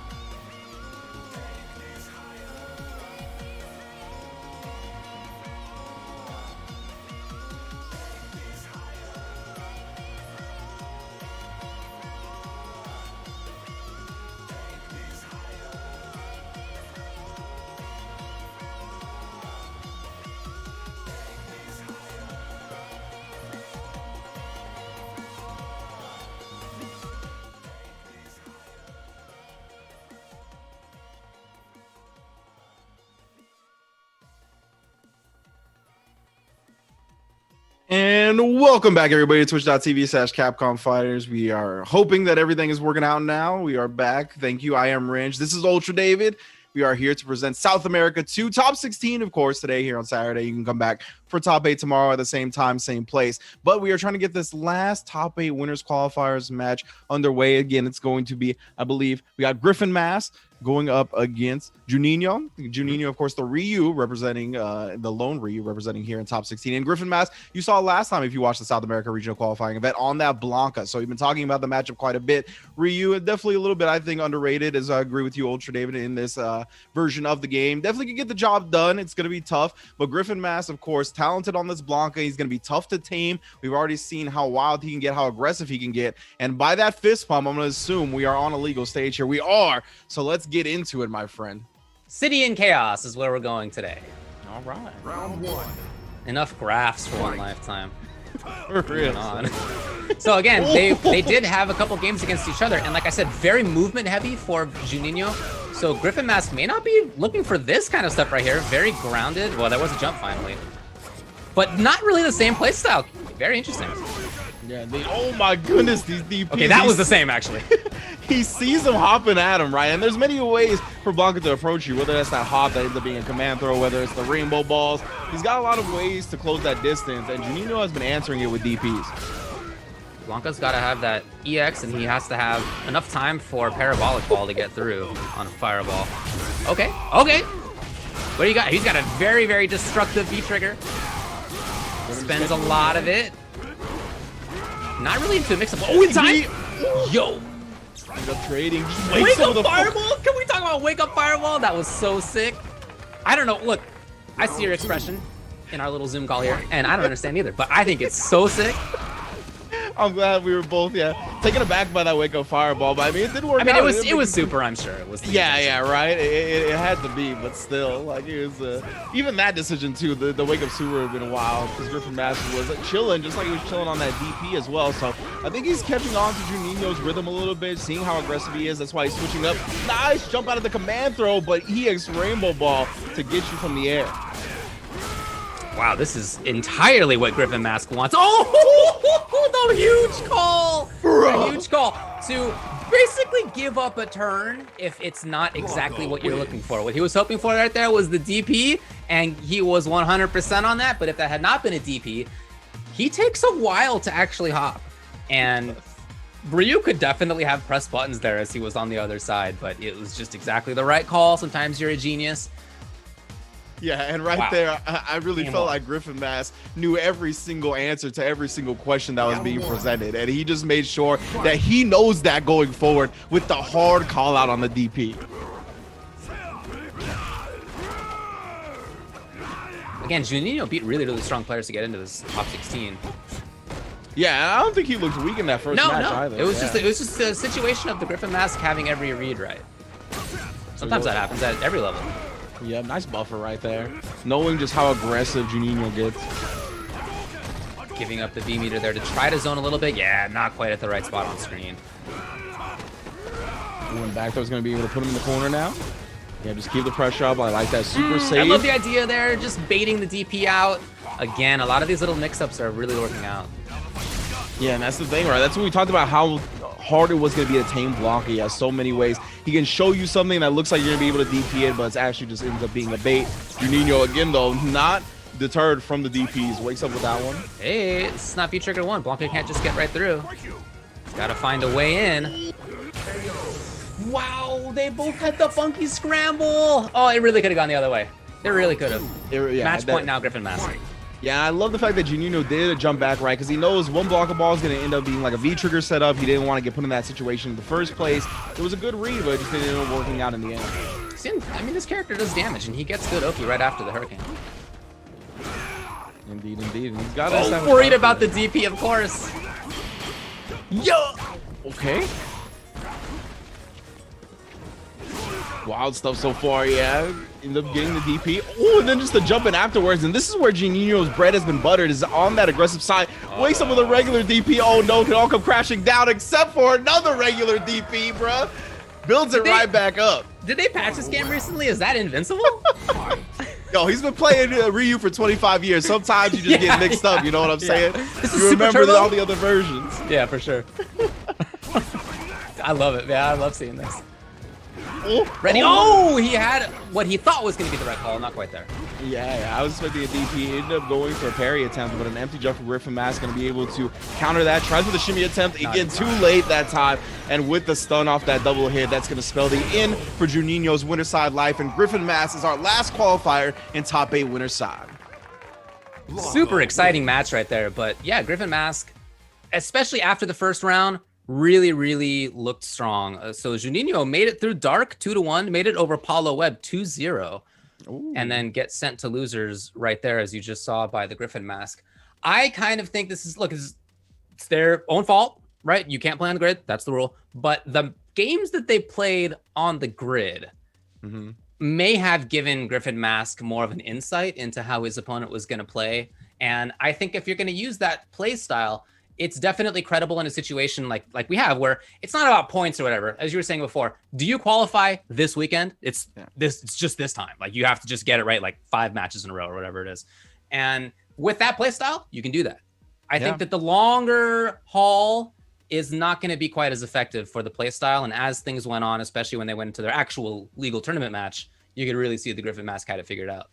And just to build on that point, again, we're in the day of 2 out of 3. Right? He's getting even less matches, and that's when a playstyle like that is even more effective. So you can see the way winners is broken down here. We got Shushu versus Darlon. That's going to be our first match of winner semifinals tomorrow. And then on the other side, we got Ja Leche versus Griffin Mask, 2 players that we saw in top 8 last time around. Ja Leche, of course, getting 3rd place, and Griffin Mask also going far as well. So it's definitely going to be an intense winner side for tomorrow. And of course, we're dropping down to the losers. And you can see that's what we're going to determine now. We got Pupillo versus Diddy Mokov coming up next. And we got Ice Glow versus Ostro, Zenith versus Shaka, and then Dark versus Dookie, all to vie for that round 2 to try to actually get to Sunday. Pupillo versus Diddy Mokov. Again, I really feel like that could have been winners finals, grand finals. Like, that's such a strong match right there. I agree. Like, second grand place finals overall last time. Yeah, exactly. Like, it could be the end. Pupillo, 2nd place last time. He was in grand finals. Diddy Mokov was not. He was in 9th, but he's, of course, shown many times over many years at this point that he's a big-time threat in any fighting game that he wants to take seriously. So for him now, back in, he's going to be, I presume, Dhalsim versus Boxer. We'll see if that's what it ends up being. And if so, you know, not an easy matchup for Dhalsim. No, definitely not, right? And this is definitely going to be something that Diddy Mokov is going to have to overcome, but that is the life of a Dhalsim player, right? When you pick Dhalsim, you know that there's going to be a lot of matchups where you end up just on the bad side of things, that it's all about how much experience, how much you've put into the character to deal with those things. And I think, you know, this late into a game's lifespan, that's always when character specialists and characters like that end up shining more and more, right? Because then they get answers, they come up with answers, they get comfortable in these situations where they're constantly down or they're constantly back against the wall. So I want to see Diddy Mokov has always been a tremendous fighting game player, as you said, in whatever he plays. So we're going to see if his experience, his skill set can really lead him past one of the most explosive players out of South America, being Pupillo, being Wellington, with that Balrog. I don't think that Dhalsim's a bad character overall this season. I think he's pretty good. I do think that he still has some bad matchups, and I think that this is one of them. But the way that Diddy Mokov plays is a pretty unique style for Dhalsim's. He did a lot of the early work to try to figure out V-Skill 2 Dhalsim once that was out, which was cool. He always has sort of a different take on the character, a little bit more fireball heavy than many other players. He will set things up with the arcing fireball a little bit more often. He has V-Trigger 2, V-Skill 2. So I'm looking for him to try to try to set up mix-ups with that V-Skill 2 fireball once it gets going. And you can see already showing him a little bit of unorthodox movement, right? Kind of faking the V-Skill 2 in the air. But yeah, with this, so now it bounces, right? Oh, great threading of the needle, actually, by Pupillo. But that is going to be more useful for zoning, or if you make the opponent block it, you can create mix-ups out of it. On the other hand, you don't have float to stay over dash punches, which can be really important in the matchup, too. Definitely. And you have the jump in already here. This is exactly what Pupillo wants. Cuts off the sides of cut off the screen to not give Dhalsim that room to work with. Obviously, that's one of his biggest strengths as a character. Unsafe spot. You can see it. Pupillo knew. Oh, no. It's a little bit mistimed on the media overhead. I love this V reversal right here. Look at all the gray life there. Oh, really? Yeah, I mean, he can set things up out of it. He's just spending a bar to try to get away. Exactly. I mean, he's spending 3 bars to get away, right? Right, yeah, Using you're right, yeah. the whole super to make sure that he get that space back. But in such an even life battle, I do not think that's the wrong It's doable. move. Oh, early. Maybe it's supposed to have been Yoga Gale, actually. At this point, Didymokov trying to bring it back. But when you're in the situation up against Balrog, oh my goodness, and anything could be it. Didymokov won! Yeah, with the jumping fierce, that big damage coming out from a heavy button is enough to do the job. Took my brain a couple seconds to get it. I don't think I'm actually behind on TFN. I think that was my brain. Like, what happened? Nice right there. Had the buffer behind the sand light kick as well for the Gale. And choosing to just set it up rather than choosing to go in. Again, you got to play a pretty different style when it comes to B skill 2. It's awesome. He's stuck here versus Pupio. Got corner pressure available. And I think there may have just been a network issue. So they backed off a little bit. Yeah, backed off into the crouch jabs, right? That's the classic. Right. I really love him sneaking in that stand light, though, right before the fireball came down. Right. Excellent spacing from Wellington. So a slow play even still, and I think that's a really important point for how Boxer plays this matchup. Yeah, he can be super explosive, but you can be so explosive that you don't need to rush constantly. Maybe an opportunity comes like this, and you get the corner, you get big damage, right? You counter poke once or twice. This style is very viable in the matchup for sure. Yeah, and I really like that style up against the way Didymokov's playing, right? He's playing pretty slow as well because he wants to set up that V-Trigger 2, the V-Skill 2. So because of that, he's giving Pupio a lot of room to kind of relax a little bit. And he's been taking full advantage of it, putting himself at the precise spacing every time. Not quite there. Trying to take too much of a turn. Maybe it was super, I don't know. In any case, he is just about deleted. This is going to be 2 bars on this.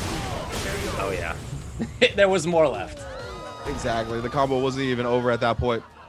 Pupio's doing a great job of taking what Didymokov is presenting to him and then making the most out of it. I really love the way he's playing Balrog so far. But I mean, it's going to be up to Didymokov, right? That's just what it comes down to when a matchup like this is happening and when you kind of get dominated like he did in those rounds that he lost. I think sometimes you got to go back to the drawing board. Think about how you're playing the character. Think about what you could do differently, of course. And we're going to see Didymokov has some answers here in game 2. Maybe turn up the aggression just wants to be one of Brazil's best again and reach further by winning this time. That's what he wanted us to know. It's just got some grand aspirations. It's coming back, yes. The fierce one will always bounce backward in that way. Perfect setup. Yeah, he's doing a little bit more of an aggressive job here. Oh no, tried to press something after the drill. Playing for mixes. Oh, a V reversal to try to guarantee corner pressure for himself. Oh, and the back throw after leaving him standing. V reversal again, so much Bray life, and it goes away with the fireball. Make sure he keeps the pressure on as well. Good stuff from Didymokov. Pupio just says, shoutouts to my family and friends, the entire FGC community, and especially to my mentor, Elvis Casillo, aka Shingolex. That's the wholesome stuff I like to hear. Just shout out. I can't root against him now. Okay. So good. Yeah, much better spacing on the drills this time from Didymokov as well. We saw the misspace drill early on in the set, and he really hasn't done that since. Wow, I love the button choice in the sky. That was so cool for Pupio. He's going to get the corner. Full-on corner from 2/3 string. Oh my goodness. Yo, I'm telling you, man. You have to have your eyes wide open the entire round as Sim in this. Oh my goodness, and then gets caught reaching. And that's one of the things that Didymokov was doing a lot in the early portions of this match as well. He was doing a lot of tagging of the throw, and Pupio baits it out once again, puts himself on set point. Wow, interesting range. I love it right there.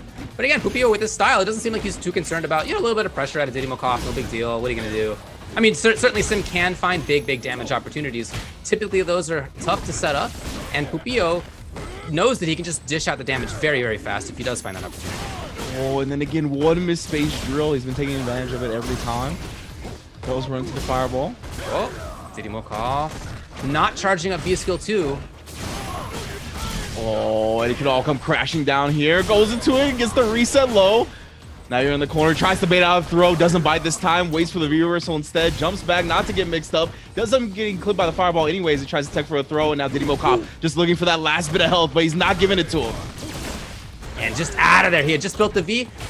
Overhead. again, and let me tell you, that could have been for the match right there. If that had been blocked and punished properly, that amount of life could have been it. So a little bit of risk at the end there, but that is something, of course, Dalsum has had for the last couple of games in SF.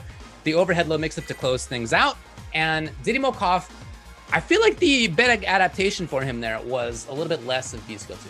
It seemed to me like he was going in a little bit more rather than charging up. It seemed like he was more actively taking up some space rather than, again, trying to find that space to charge up V-Skill 2. We'll see if he keeps that up.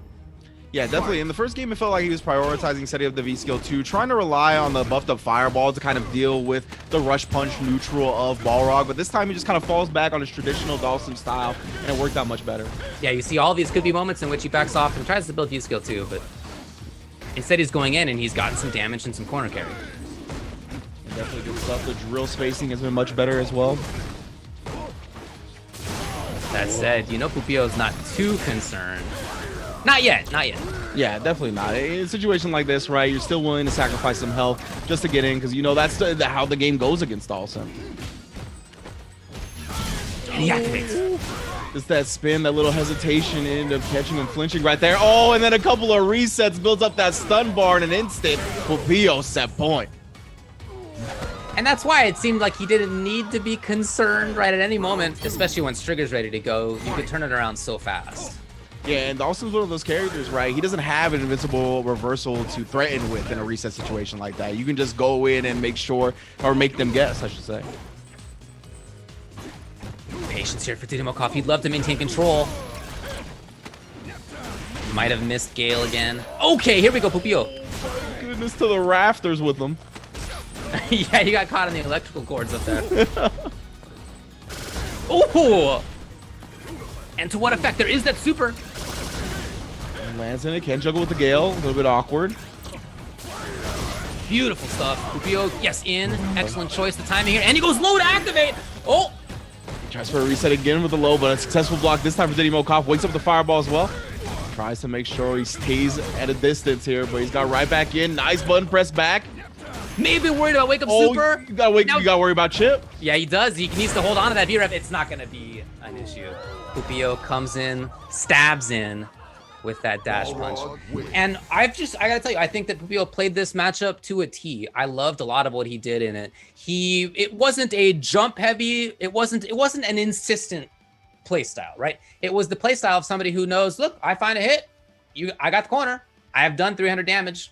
You're almost dead from stun. Like, it happens so quickly, and Sim with so few matchups defensively, options defensively, is going to be in a bad spot. And so you can't afford to play this little bit slower style. I mean, not like he was like staying away on purpose, right? But like he wasn't holding up forward. He wasn't constantly dashing in. He knew that he could find the right moments. It's such a controlled, very, very smart style of boxer play. So congrats to Pupio, who moves on in losers.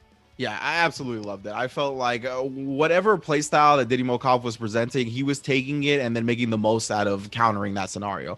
We saw in the very first game when he was very V-skill 2 heavy, there was no like anxiousness. There was nothing that he showed that was like overzealous. He was always just kind of taking what he was giving him, picking those right moments, really taking advantage of some of the few misspaced drills over and over again. And then once Didymokov kind of settled back into a regular Dalsum game, he was like, okay, this is when I can kind of throw out a little bit more EX rush punches. But again, he never abused one option. And I really just loved him kind of taking what Didymokov was presenting and then making the most of it. So big ups to Pupio as well. I mean, he's one of the best boxers in the world. Shows it again. Again, got second place in South America 1. He's starting in losers bracket from top 16 here. Doesn't make it into round 2 of top 16, right? He hasn't made it quite the top 8 yet, but we're looking for him to advance for sure. At least I am.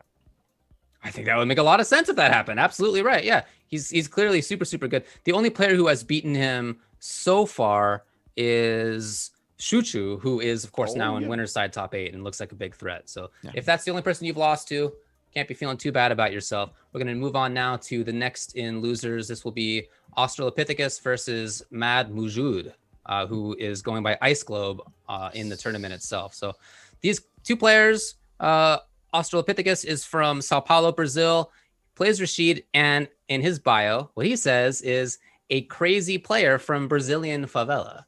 All right. I'm very interested to see what that play style results in. That should be cool. And we didn't get too much info out of Ice Globe. We do know that he's from Medellin, Colombia, and he will be playing boxer. All right. Oh, so it's gonna be a oh no, I was reading the wrong person. So it's gonna be Boxer for Ice Globe, and then Rashid on the other side for our man Ostro. Okay, because I'm not saying the full thing because I'm gonna make a fool of myself. Australopithecus. That wasn't that bad. I'm just using the English word for it, dude. I'm making it easy on myself. We both had a cop out in some way or another. You know what I'm saying? Well, anyway, so yeah, as we mentioned before, it's going to be Ostro going up against Ice Globe. Ostro. Nice opening with early. V-Skill too. Oh, let's go. Okay. A little bit of a showcase of something you don't see very often. And ready for the anti-air. Very cool. Yeah, that's the thing. With that V-Skill 2 on deck, right, you got to be constantly ready for the anti-airs. They're going to come, and the jumpings are going to come at different timing. They're going to be throwing you off a bit, so you got to make sure that you stay consistent with it. Don't get too shook. We did see some confidence earlier from Ice Globe. Now he's got to find his way back in, get things going here. And the V-Skill, so cool. Yeah, but man, it can all come crashing down. Everything that was cool could just go into the gutter. Oh no, the overhead as well. He's gonna be able to stun him up, and all that cool factor just flushed down the toiler, my friend. Ice Globe taking the first round. Tossed out like trash in the weeds here on this stage. Yeah. The wet trash, that's never good. Ooh, Okay, here's Ice Globe pressuring from earlier on than last time. EX, already V-Trigger's ready to go. Yeah, here it comes. He's gonna hope for a couple in this round. Wow. Ooh, good wow. block. Wow. Yeah, for sure. Good. Oh my god. I got hit at least 3 times already. Nice, finds the crush counter, all the fanciness blocked. Go back to good old reliable. Nice spinning mixer as well, just showing off the fundamentals. Oh no! That anti-air attempt just gets stuffed by the V-Skill jump. And the anti-air! Okay, Ice Globe was ready, and now Ice Globe has that V-Trigger. He's already shown that he can be deadly with it. Overhead after the delay, the little V-Skill bobble. And ready this time was Australopithecus, although not with the kill! And takes the risk to get it. Dude, that first overhead, he ducked as he got hit. He was standing for so long. Oh man, I thought it was gonna be disastrous, but he holds on. Really making good use of that button. That is, of course, one of the better just raw, normal anti-airs in the game. He's placed it very well. Yeah, I love it, right? Like, even in that one instance where it lost, most of the time it's been winning, so he hasn't let that deter from going to it. And it's definitely, as you mentioned, just a normal, it's pretty quick. So it's one of those things that you can put out preemptively, and then because of the V-Skill taking a little bit while, you can maybe sneak a second one in there and it'll still work. Great knockdown under pressure here from Australopithecus. He's got a big chance. Goes to the corner. That puts himself in there. And he has him now. It's not enough. And, okay, it was going to be a challenge, it looked like, from Ice Globe. That was maybe the intention on this. Although not actually a counter hit, so unclear, but that may have been what the intention was. Yeah, I have to imagine he was like scrambling in some way, right? Whether it was up back or whether it was a button that didn't get registered or trying to walk back. Obviously, it wasn't walk back because it wasn't a low there, but either way, it's a situation where your opponent was on full CA and you had a pixel of health. So you don't ever want to be in a situation where you're going to be defensive, because if they ever find a spot to just use that CA, you're chipped out and it's real tough. Ice Globe would really love to just get the corner and maintain it, but that has not been something he's held onto for very long. Here's maybe a chance. Or not. Great timing on the Fierce. Definitely harassing with that low again as he tries to walk back. Just wants to get in that proper space, maybe looking for the crouch Fierce range for Rashid. I think what's impressed me so far about Australopithecus is that he's got great moments where he gets out of whatever it is that Ice Globe wants to do. Not right now, though. Getting caught still plus frames. Wow! Oh my god. Nasty stuff. So sick. Nasty stuff, bro. Yeah, with the kick as well. I like this a lot of the time from Ice Globe right now, just putting out a lot of preemptive buttons in case Rashid gets to that range. But Ostro's doing a good job staying outside. But of course, as I say that, we get the V-Trigger activation, and now Ice Globe puts himself on the board. Yeah, he's there. And you're right, there were a lot of preemptive normals, I think, from both players in this game. Both of them trying to take up space. That may be why this Far Fierce has crushed 3 times now. Yeah, he's definitely looking for a counter to that. Knows he's trying to get into that range. Just press that Fierce button. Oh, no, gets caught reaching there, but nothing doing. Yeah. Oh. Ooh, that was not a combo, actually, which was ideal, it turns out, for Ice Globe. I was going to say, wow, that could have took a lot killed of if that stuff. had been EX. The reversals off of him, trying to close out this game here, and does with a throw. So we got one up here, one up here. Yeah, when I saw that big rush punch stun, I was like, that doesn't seem right in my head. But yeah, as soon as it registered as a raw hit, right, of course, the increased stun and damage from it being raw definitely led to the stun itself. And it's going to be one up here in our first losers, or our second losers top 16 round 1 match. I really like the way that ended right there from Ice Globe, who was, we're going back to character select maybe, who was willing to go in at the very end, even as his opponent had all of the resources, full bar, full V meter, could have turned things around. But I think that was the expectation that Australopithecus had. He thought, I got all my resources. You're not going to come in on me now. This is not the moment for that. And that's exactly why it worked. So I really like that bit of bravery right there from Ice Globe to take that game 1-1. Yeah, definitely great stuff, especially when you're getting kind of overwhelmed by a player that wants to be a little wild, right? He's using that V skill too. He's trying to put the pressure on you in a 2 out of 3 format. I think that's a great strategy. Just make your opponent as uncomfortable as possible. But I mean, we've seen Ice Globe is definitely willing to just chill out a little bit, constantly rely on the tools that he knows are good. Even when they lose a couple of times, he's not deterred. He's not changing up the game plan. He's like, more often than not, these are the things that are getting me out of the situation. And he continues to rely on them effectively. I wonder if we're seeing a V skill change. That's what I was thinking as well. Maybe going to V skill 1 for Rashid. That is what we're seeing here. Yeah, V skill 1 now for Rashid. So maybe in some matchups, or maybe even player matchups, that V skill 2 would be more important, right? Somebody who seems like they get caught off guard by the side switch of it, by the funky mobility of it, but that just wasn't how it was going for Ice Globe. Ice Globe was ready.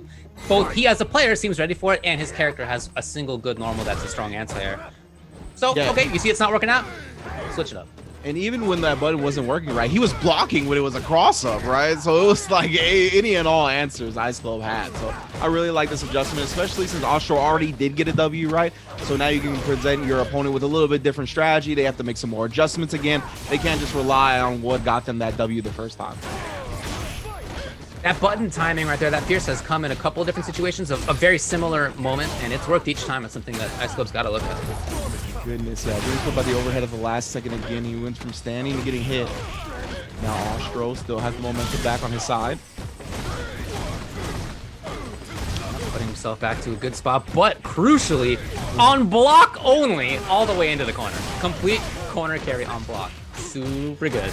Oh my goodness, and Austro maybe holding up on the first wake up and then pressing button on the second wake up. Even with no health, he is showing no fear. One more jump in as well. And you know, that's one of the things, right? Ice Globe maybe a little bit concerned, maybe remembering the timings of that V skill too. That was just a raw jump in and he slightly mistimed his normal. Gets him with the jump in fierce.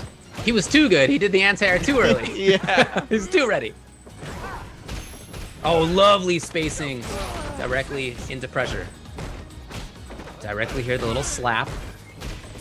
Again, maintaining this, and, well, it finally came. Think back to that game that Ice Globe took by going in when there were all the resources, and I think that may have been what influenced the decision right there by Australopithecus. Match point! For sure, I think Ice Globe just felt the overwhelming pressure that he was presenting. Austro wanted to bust out, right? You don't want to just keep sitting there, taking that over and over again because the momentum is just building up so hard that you're not going to be able to do much. So he felt the bust out, blocked it perfectly, and now it's on set point for both players. Yeah, that's counting him, but just back to back with the stand medium punches, nothing afterwards. Willing to give up V-meter in that situation right there. This is a great jump back for Australopithecus. Got the corner yet again. He's here. Big damage, knockdown. Could be the next mix-up here. Okay, we've already seen it from a couple of different players. How many times? And the block! The block to seal the deal. Defense taking the W for Australopithecus, sending Ice Globe out of the tournament. Really good risk-reward management in terms of the decision-making he did right there. He just kept blocking the overhead, right? Really didn't want to make sure that he got the big chunky hit that was going to take him all the way to the corner, put him on life support. So he just kept standing, right? He didn't want to take the risk of doing an EX reversal just in case he baited that out, because we've already seen him bait out an EX reversal before. And then the low is the least damaging option right there. So he just keeps on blocking low. And then, yeah, I mean, in a situation like that, when you're at the deficit, you want that big chunky hit to try to bring yourself back into the game, bring that momentum, mentally guard crush your opponent. So I just thought it was a really good defense from Austro. So we have a couple more matches that we're going to have in the qualifiers, before we get to the final actual qualifiers and losers, we have coming up next Zenith versus Shaka 22 and also Dark versus UB Dookie. We're going to get to those in just a few minutes. Make sure you stick around. We'll be right back.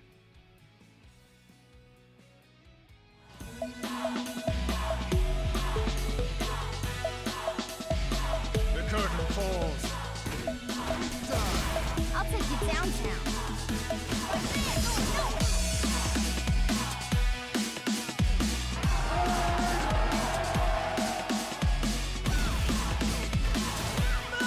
That's how you start the fight and finish it quickly. Let's have some fun.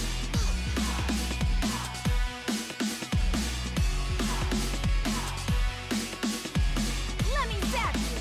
Here we go. Whip up! That's that! Terrific wing!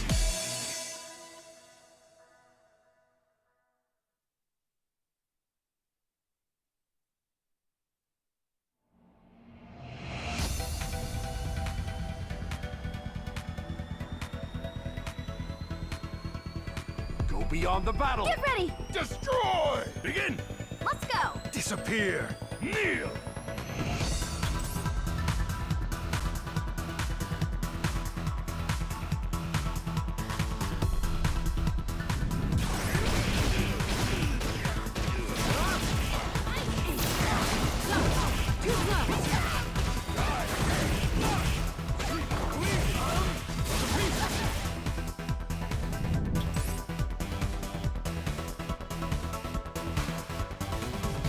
You do not have the strength to crush the spirit of the king. All right. I really like to exercise. And training is a lot of fun. Time to meet your death, vile insect. Pull out all the stuff. Hadouken!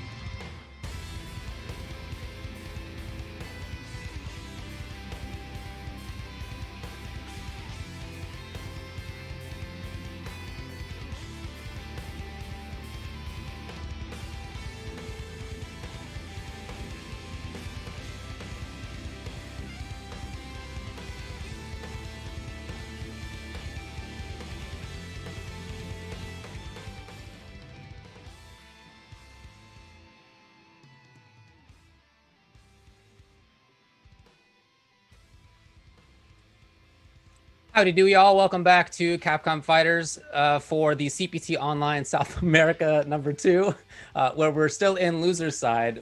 I mentioned before that I thought we were gonna have Zenith versus Shaka coming up next. In fact, that's not right. What we're gonna have is Pupillo versus Juninho. And the reason for that is that Pupillo actually has to go get to work.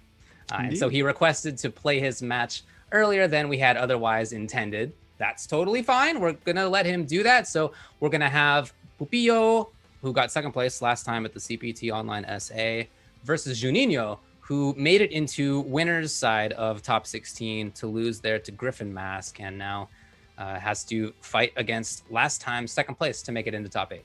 Yeah, tall order to live up to for sure. Going up against Pupillo, obviously second place, as you mentioned. Just one of the best Balrogs I've seen in Street Fighter V. So he's going to be having a tough competition for sure, but of course that's what we expect here in top 16, right? No match is going to be easy, no quarter is going to be given. So because of that, we're going to see if Pupillo can continue his streak. We saw just a lot of success last time around. I want to see more success this time. But Juninho, of course, bringing out that Ryu, looked very strong, very wild player, very aggressive, and because of that, I think that's really good in 2 out of 3 format. I think that's tough to deal with. Yeah. Can throw your opponent off, but I think Balrog is pretty good at just being a stable character when it comes to stuff like that, right? Not really getting shook by any type of weird mobility or weird decision making. Can kind of just rely on his fundamental tools and just keep that down back, keep the charges going. And he always has like the consistent anti-airs. He's always got ways to go through fireballs. So we're going to see if the answers for Pupillo are there. And he is a pretty stable player himself. Yes, true. I love the dash in grab because I think that the expectation here is on Pupillo as far as Juninho, that he thinks that Pupillo is going to expect, jumping in, that kind of stuff, ready for the anti-airs, maybe rather than the pressure up close, but instead the anti-air did work that time. Absolutely, and yeah, he's done a real great job just kind of busting out these EX rush punches. He's really picked his timings with precision. So now with that charged up V-trigger fireball, keep in mind, of course, there's a V-skill on Boxer's side that can just dipsy doodle right through. The howdy do is what got me, by the way, just in case you howdy do, y'all. You made me not be able to take it seriously. Nice, yep, covering that overhead block with the V-trigger activation, then backing off, making sure he gets a whiff in there, or whiff punish, I should say, and takes the first round. Oh, knocks the bananas off him clean real quick. And continuing that pressure, I love it when Pupillo chooses to backdash as well. He really senses when his opponent is getting antsy, wants to start pressing buttons, and usually just backs off a little bit, whether it be with a backdash or a walk back, and whiff punishes cleanly. One thing I really like too about how Pupillo is dealing with this is that he's not even punishing each one of the dragon punches. Yeah, just like this. Like if he's up close and it's a situation in which he's free, go for it. But he feels like he's gonna get another chance. And I think that may be what that pressure is there, even through the EXDP. Ryu doesn't get good pressure there. This instead is Pupillo. Wow, the timing there. And maybe whether that was him thinking about DP or whether that was him thinking about V-skill, whichever one it was. He was just giving that little amount of time in there, hoping that Juninho would just make the wrong choice in it, and that's unfortunately for Juninho what happened. Yeah, we talked about Balrog's tools in this matchup, right? You mentioned you can just dipsy do right on through a fireball. So I mean, even with the charged fireball with the V trigger, you try to make something happen. You try to throw your opponent's timing off because of those charged fireballs. I mean, Balrog doesn't really have to worry about that. For sure. Well, choosing not to do-si-do through the... Yeah, he just tried it, right? You can see the square dash startup. Yeah. Yeah, I like that, though. You can't get discouraged just because of that, right? Throw the fireball out, kind of try to beat him into doing that. Using that V-skill to go through it. That range is so perfect right there. That's exactly where there could be a V-skill through. At any time, of course, there could be a dash punch. There could be a jump as well from Pupillo. It's a very safe spot. He could anti-air. If instead Juninho jumped, he could respond with a 3-frame button just in case Juninho dashed. Very strong spot on screen. Oh yeah, he noticed that Juninho was really favoring those neutral jumps in the corner right there, right? Trying to punish a big rush punch attempt, so instead he just goes with the screw upper. Beautiful adjustment. Okay, yeah. Full on knockdown. Great block! Wow. He overheaded him in the shins. That was a wild block. Interruption. It's a huge chance now, yep. I guess he does it. I like it from Juninho. Just get out of there. Tries to jump instead of being faced with this on the ground. Ooh. Yeah, being killed by the EX Fireball the last second. I love it. Just going with a safe string on the wake up, making sure that he stays tight, stays compact, and still gets the job done with the damage. Lovely anti-air. That is a Ryu player right there. That's somebody who's been playing Ryu a long time. 25 years, he said. Yeah, that's what he said. 25 years. Wow. Yeah. A little gut check. Quit it. Yeah, and that's going to be a bigger gut check right there with the punish on the sweep. Oh, got caught reaching, but just a crouch medium punch for the lesson. No. Caught in the corner now. All that trigger's ready to go. Here it comes. The setup properly implemented by Juninho right there. Oh, nice little charge. Okay, the little jitterbug did not get through in time. Yeah, that was super sick. He saw the startup of it, right? And just goes into the V-skill, but he was holding it back. But now we got a V-trigger activation on the other side. And patience. I love the patience in this moment. There had been so many moments in which Juninho had done stuff. You can see Pupillo's not ready for all of this. Pupillo has a read about who Juninho is, and sometimes Juninho does not do what Pupillo expects. Yeah, most definitely. That's why he's playing nice and safe.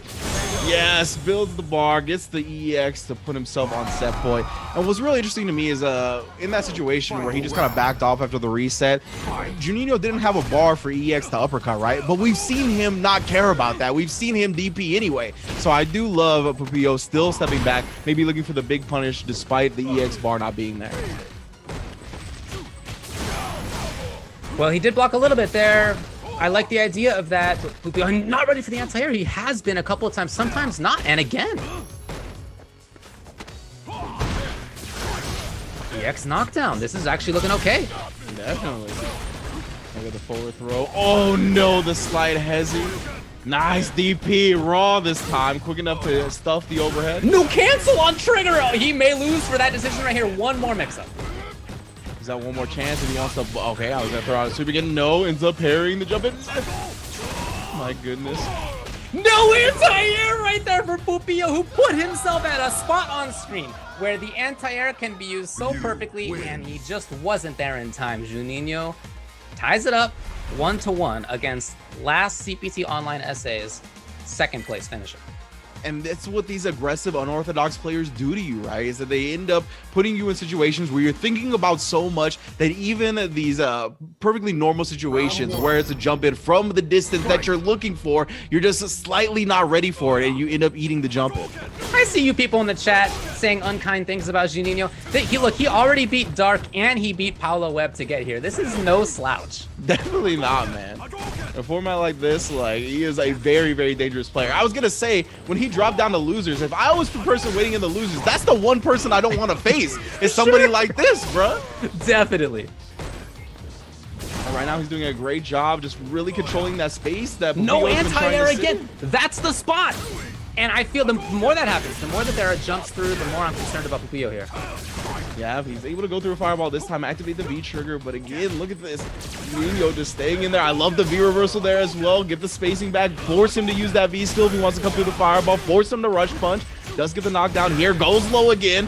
Knows that he's been looking primarily for that overhead, catches the reach-in, but that wasn't a crush counter, so no follow-up after that crouch fears. Just a little late on it. That trade is something that Juninho will take for sure. Yo, it's match point Juninho versus Pupillo. Pupillo, our second place finisher last time, was looking like the favorite for predominant portion of the South America 1 qualifier. Does get to the other side, punish, he's able to throw at least. Oh my goodness. The speed of the option. That's what I was gonna just say too, that he's just relying on the speed at this point. No invincibility necessary. Tries to parry that jump in, but nothing doing. Ends up getting punished for that attempt. Nice, there you go.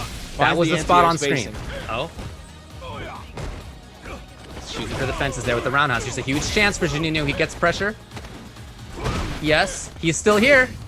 He's already back into this using the EX. Oh my goodness. And he was hoping for a V-skill through. Pupillo did not take the bait. Who now has trigger. Exactly. And look at these dashes. Look at these dashes. Oh, you don't know where he is. You don't know where he is. Where is he, Rams? You don't know. Pupillo didn't know either. Bruh, I am quaking in my boots and I'm not even playing Pupillo now. Oh no. Let's get the reset afterwards as well to force a final round. Let's get it. You live by the dash, you die by the dash sometimes. Final round. Juninho versus Pupillo. It's the last round here. 1-1 each side. This is for top 8, remember. Pupio just wanted to get to work. Instead, he's getting the work right now. What you can see, yeah, Juninho again going with those neutral jumps a little bit more. Gets crush counter there, but nothing afterwards. Low option again working out. Low option again working out. 2 times platinum. Now the overhead after he's thinking about it too much. Let's go. Oh. A lot of work here required for Juninho. One more decision. Backing off, taking 0 risks. No risk there was Pupio. Yeah, the V reversal put him on a pixel here. He can't even get hit by a light, but he still does a sweep. No fear shown. Oh, but unfortunate ending to that as he goes to the low forward, tries for the EXDP out of range, and Pupio will be moving on to Sunday top 8. Almost certainly just wanted EX Fireball. But even before that, he had a combo opportunity, and I'm not sure he got the hit confirm quite in time to actually confirm into, Hurricane, into pressure, which could have started the snowball rolling down the mountain. So Pupio escapes, I think is how you have to phrase that. Pupio escapes into top 8 for tomorrow. He's going to go to work, and he'll be at work, and I guarantee you all he'll be thinking about is this match right here. This is all he's thinking about for the next 24 hours until top 8 begins. Like, I mean, what a fun match to call, for sure. What a fun match to call to watch. Definitely. Like, yeah. I loved it. I thought that the play style is definitely unorthodox on Juninho's side, but this is a player who beat 2 very strong players, one who had made top 8 at CPT Online South America last time, another one who has just been a very strong player for a long time. And then here took it right down to the very last round. Just an awesome display of excellent play, very interesting, unique decision-making, interesting leadership qualities, Gandhi-like, you might say. I liked a lot about it. Yeah, for sure. Like, it's like the fearlessness, right? Like, you can take all these things that we think about when it comes to fighting games, like all these situations, how we're supposed to optimally respond to them or properly respond to them. And it's like, I love seeing people that challenge that really make sure that the opponent, whatever they're thinking, how they think fighting games are played, they turn that upside down, right? And they turn it on its head. I think that's one of the best things about fighting games, period, is that creative expression that each player brings to the table. And we saw incredible creative expression right there from Juninho. And I hope we get to see him for Street Fighter for 5 and beyond, because that was awesome to watch. And of course, Pupio, though, did get second place at our last South America event, one of the best Balrog players on the planet. So no surprise, he had the composure and the skill to continue on to Sunday, as he now can go to work with a little bit of peace of mind here, despite what a hectic match that was. Maybe a little bit, but not a lot. Yeah, not a lot for sure. Okay, so coming up next is the match that I expected at the beginning before we found out that Pupio had to go to work. This is now going to be Zenith versus Shaka, 2 very strong players. Zenith, of course, a player who qualified for Capcom Cup last time, winning the LATAM regionals with Menat. Very strong. This is a character that I feel like we don't see as much of. There are other characters we see less of even, but I still feel is quite strong. And yet we don't see her as often. But for people who have stuck with her, people who are still maining Menat, I think there's a tremendous amount of utility in the character. For sure, and I couldn't agree with you more. I mean, I think the balance here in Street Fighter V in this current version of the game is quite good. Yeah. I think a lot of the characters are quite strong and more than capable of getting the job done at the highest level. So we're going to see if Zenith is capable of doing so on Menat. It looks like Shaka is a Dhalsim player as well, so we're going to see another Dhalsim. The interesting matchup, right? Both characters having a lot of ranged options, but I'm not really sure how it plays out, to be quite honest with you. So the matchup, it is a funky one. I think that both characters can definitely make it happen. It's changed a lot over the years as their various options have changed substantially. Yes. And it really depends too on whether Dhalsim wants to go with V-Skill 1 or V-Skill 2. It's a super different matchup on either side. I guess we'll see which one we end up seeing. But what I'm curious about from Shaka here is that he says, I like fighting games in general. Started SF5 in 2020. Dude. Playing Dhalsim. What? And I don't care if you're somebody who's been playing other games for a long time. Maybe this player has been playing fighting games for 50 years. I don't know. But to go from whatever game to being a player who could credibly make top 8 at a CPT in under 9 months, right? Under 10 months, I guess, is amazing. Amazing. Yeah, right. Even assuming he started at midnight on January 1st, it's still an impressive feat to come this far in such a short time. So we're going to see if Shaka, who Ultimate Grandmaster, definitely very impressive with considering he's just started playing Street Fighter V. And going up against Zenith, a staple, as you mentioned, a Capcom Cup participant himself. But it looks like he's getting overwhelmed by the Dawson at the moment. And man, that's such an interesting statement for me. I just love the fact that Dawson can really overwhelm you offensively in this game. Yeah, he definitely can, for sure. Yeah, and the very high drill kick. Oh, no! Zenith trying to make the mix-ups count on his new account here. Yeah, most definitely. Yeah, Mr. Bronze, yeah. All right, alley-oop to herself right there to put it back in the corner. Waking up with a super. It's going to be the end of the dash. Yeah, she just throws him out of it. Wow. No fear shown. Just wakes up with a slide V-trigger afterwards. Burning up. You can't afford this now. It's essentially even. Next hit will do it either way. Into overhead. No. Overhead and not punished. Oh, no. Oh, no. Not punished. Dude, I cannot believe the block, and then he just squeaked by and still got him with the stand light punch. Hurts so bad. Yes. Ready. Beautiful. Missed the Gale. This is a big chance to present it from the corner.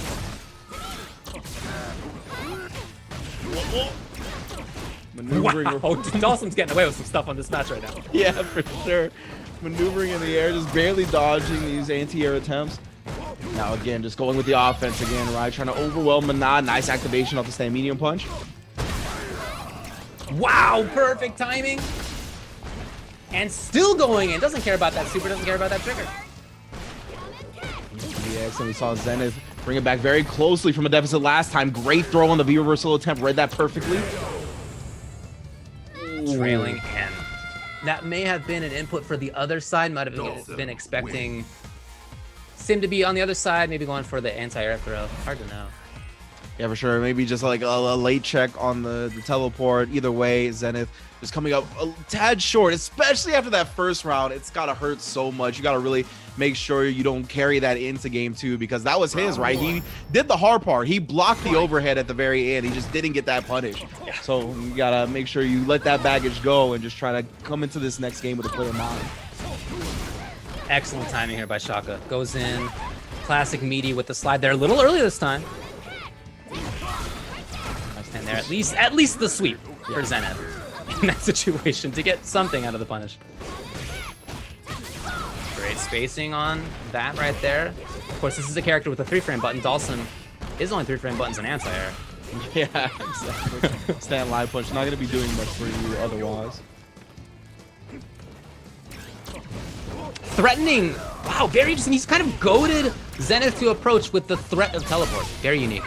Yeah, exactly. And then faking the overhead, something that we see Dawson do all the time. But no, wanted to wiggle out somehow on the wake up with a slide with the orbs afterwards. Not going to allow him to do so. Round 2. Fight. Trying to move forward slightly yet again. You can see Sim can teleport in those moments when she sets out or calls back the orb. Those are really dangerous moments for Manon in the match. Yeah, Zenith looks like he's been pretty well aware of those situations, right? Doesn't want to give them anything for free. Been a careful approach. There with the meaty slide yet again. There is a super there. Okay. Oh, goodness, he lows. I mean, he's got can't imagine on purpose. Yeah, especially with him not having her critical R fully loaded, just an easy response. Unfortunate execution error there for Shaka. It's going to give Zenith a huge window of opportunity here. And then the fears, knowing that he's going to want to slide into V-trigger activate, right? Yes, there it is this time. In there for the pressure. Yeah, confirming well, getting right on through of what he needs. He has 2 more orbs. Great block. Tell me this player started in 2020? Come on. Come on. Yeah, I don't know what he was playing beforehand, but it clearly implemented some good blocking skills into him as he gets the back throw, enough chunk of damage to take him down. Now he's on set point. Yeah, threatening to send out one of the qualifiers for Capcom Cup last year. Yep, exploding the orb right as the teleport started up, catching him. That was super smart from Zenith. These little trades, a trade again, but as you can see, Zenith with a big life advantage because those are roundhouses that are trading versus the mediums and Sim. Setting up the fire, letting her cook for a little while. Yeah, having a barbecue here in front of the statue. 2 instances of Grey Life taken away from that as well. She got hit going into the air. Oh, the release! Nice. Huge threat here. Yeah. Gosh, she clashed with one of them.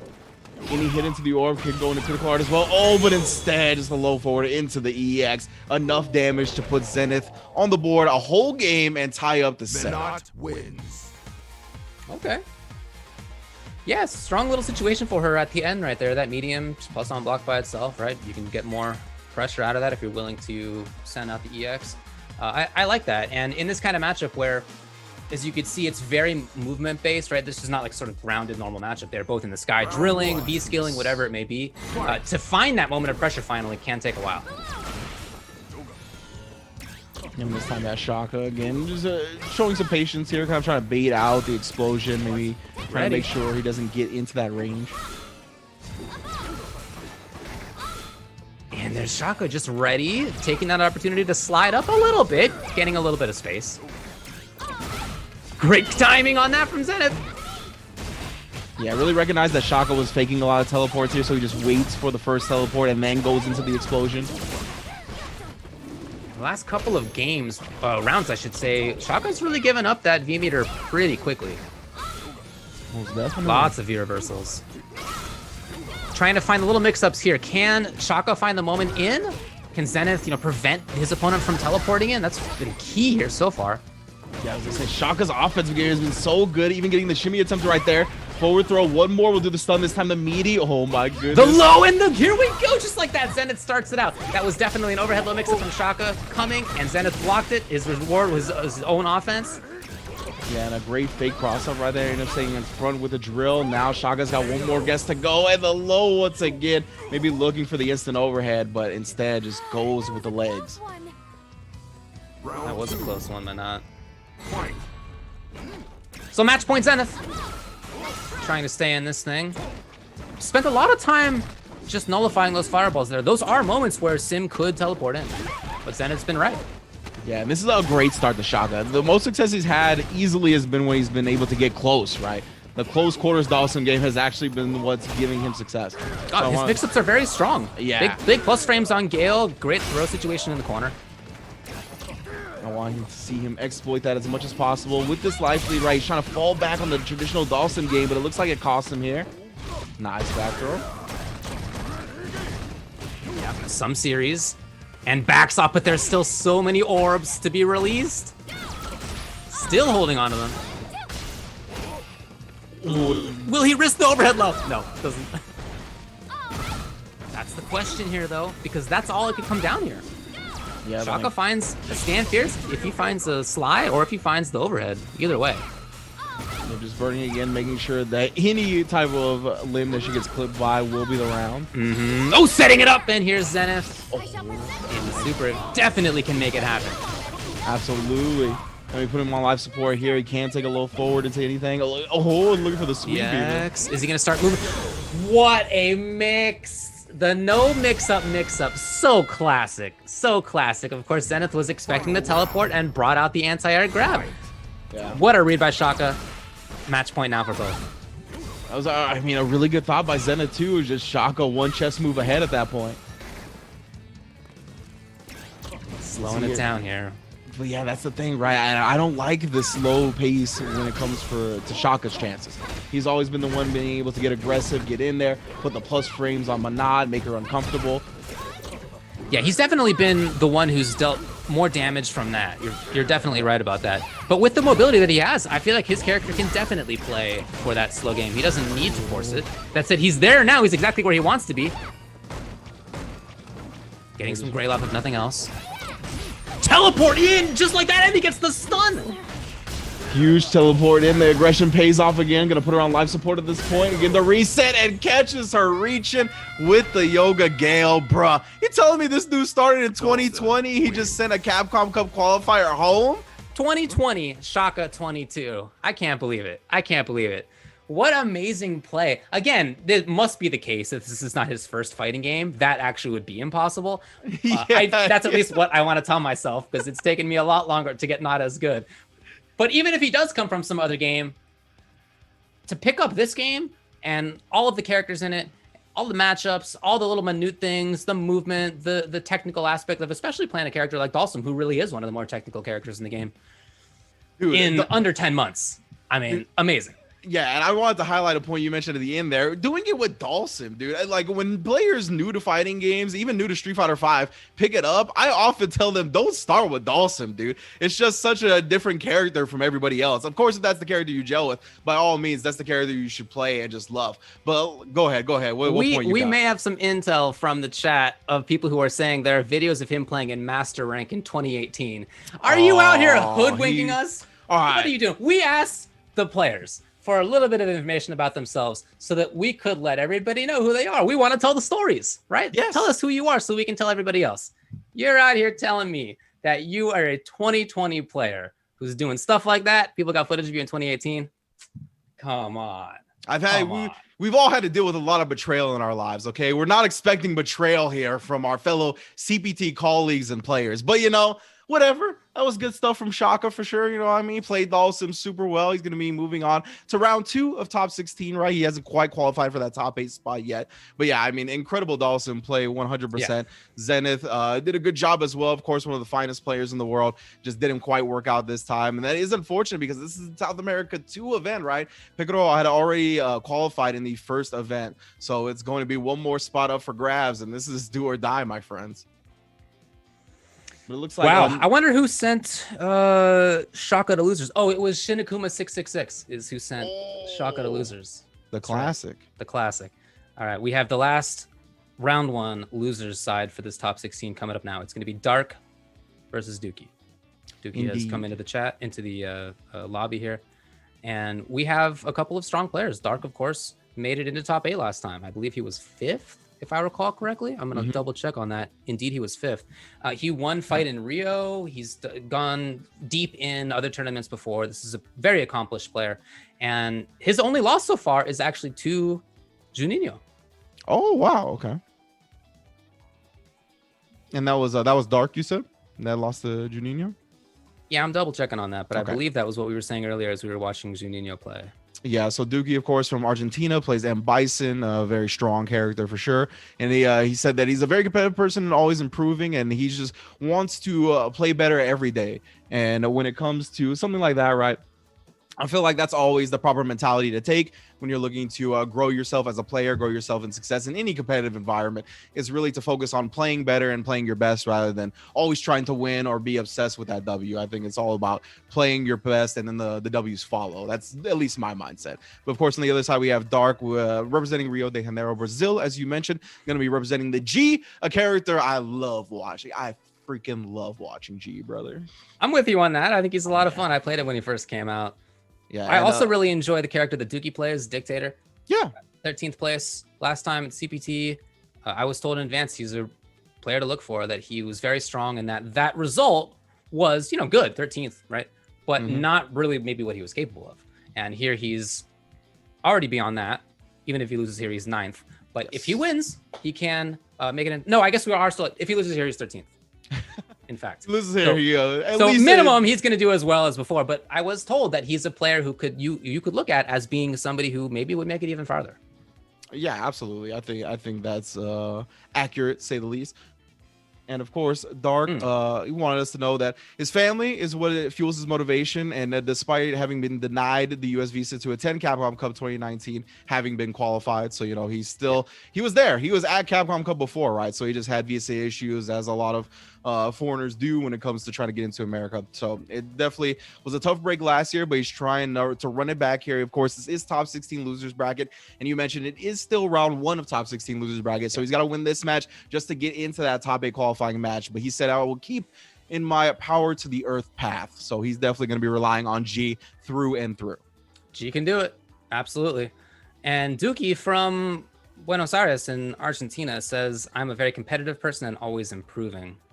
And I root for players like that. I think that's awesome. It's just a great way to put it, like we were talking about earlier. Yes. So Dookie versus Dark have taken out the graphing calculator. They're setting up a grid for themselves. Just taking a little bit of time here to make the TI-83 work. Programming that. Did you ever do that back in the day? I programmed a poker game back in the day on TI-83. On a TI-83? No, unfortunately, my brain is not quite that large.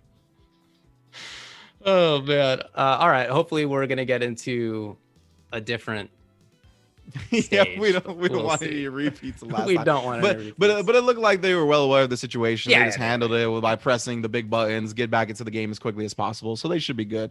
And coming up now, but yeah, G versus Bison, two very hard hitting characters for sure. I think it's going to be interesting. I feel like I don't see it that much, to be quite honest. But both characters obviously have good range with their normals, definitely ways to just kind of oppress the opponent. I think Bison does it a little bit better just from jump, right? Just with his gray life, just constantly annoying the opponent. Of course, G always has that V trigger in the bag. And as 801 Strider put it, right? When you have G and you have a V trigger and you're online, what do you have to lose? You just got to play fearless. There's nothing to worry about. They're two of the most explosive characters in the game.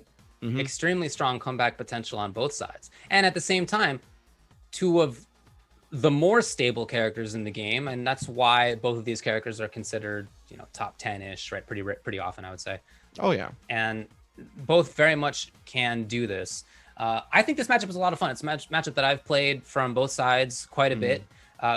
It's just classically kind of for both characters, which one gets started, right? You can say that a lot. At the same time, the dash, the jump angles, the devil's reverse are options that, if put at the right spot, are hard for G to deal with. At the same time, G has some great anti-airs, right? Back fierce is extremely strong. Down fierce is extremely strong. He can deal with some of those things. Stand short as a buffer is really, really strong. So, of course, in my experience, at least, having watched this and played this, I feel like it's an even match, but it really is one of those that comes down to explosivity. Yeah, I mean, thinking about it in my head again, yeah, there's definitely options that could be annoying for both sides, but nothing overwhelming, nothing that's going to be like, okay, I can just abuse this, and if they're not going to know how to deal with it, then it's going to be a free matchup, right? So for sure, I'm in agreement with you. It's very close, probably 5-5 in my estimation as well. So we're going to see who just plays the game better and, again, gets their rocks off first. That's what it's all about. Of course, we are getting into it now. Again, this is the last match for our top 16 losers round 1. After this is going to be top 8 qualifiers from here on out. Again, 2 out of 3 all day. Jump fierce. Oh, and no, the error. Of course not what he wanted right there. He wanted the full-on combo. So this is a tough spot right here. Yeah, and doubles, like I was saying, in those situations can be tough for him. These constant advantage plus frames, right? Very positive character. Down forward fierce. Fierce ball, EX scissors, properly spaced devil's reverse. These are all ways that you can make G block and be at a disadvantage. He doesn't have a 3-frame button. It's 4 frames only. Yeah, despite, the psycho power with Bison, he's very positive. He's good vibes only, you know what I'm saying? Absolutely. There's always the plus frames coming out. Good V-trigger 2 here coming in. Yeah, of course, that was the target combo version of Psycho Axe, so he goes into the V-trigger to make sure he stays plus. I really like this range right here. This is outside of a lot of what, outside of a lot of what Dark would like to do. This is just him getting stuck. And G does not want to use V-reversal. Oh my goodness. I just Look at want to this. know. Classic pressure. Classic dictator pressure. I just want to know how much health this man lost from getting chipped and the gray life.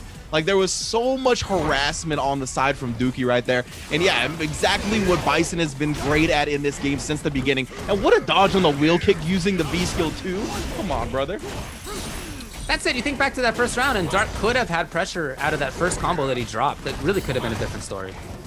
In a matchup that really boils down to, if you can get things started. Yeah. Yeah, when Dark trying to play patiently. When momentum relies so much on just that first singular hit, it is definitely a big missed opportunity from Dark here. Oh, only trade. Didn't believe it. Here we go, right back into the corner. Oh, it's coming. Is he going to be skill? Wow, what a button timing. That was just before the explosion. You have no fear shown from Dark right there, getting that Sand Light Punch out to get away from the V-skill explosion. Excuse me, the V-trigger. I really like this pace here for Dark, yeah. And there's the light kick buffer that you mentioned before, one of the primary tools in G's arsenal. Puts him on a pixel here. Ooh, not even going with the overhead, just double jumping into the forward throw. Keeps it nice and safe. No command throw necessary in a situation like that. And you can see why Dark did not want to come off E-meter in that first round. It's too important for the character. Yeah, but then this is where he wants to start, though. Yes, the Psycho Axes build up that gray life, start chipping away with the scissor kick. Knocks him down a couple times with that jump strong.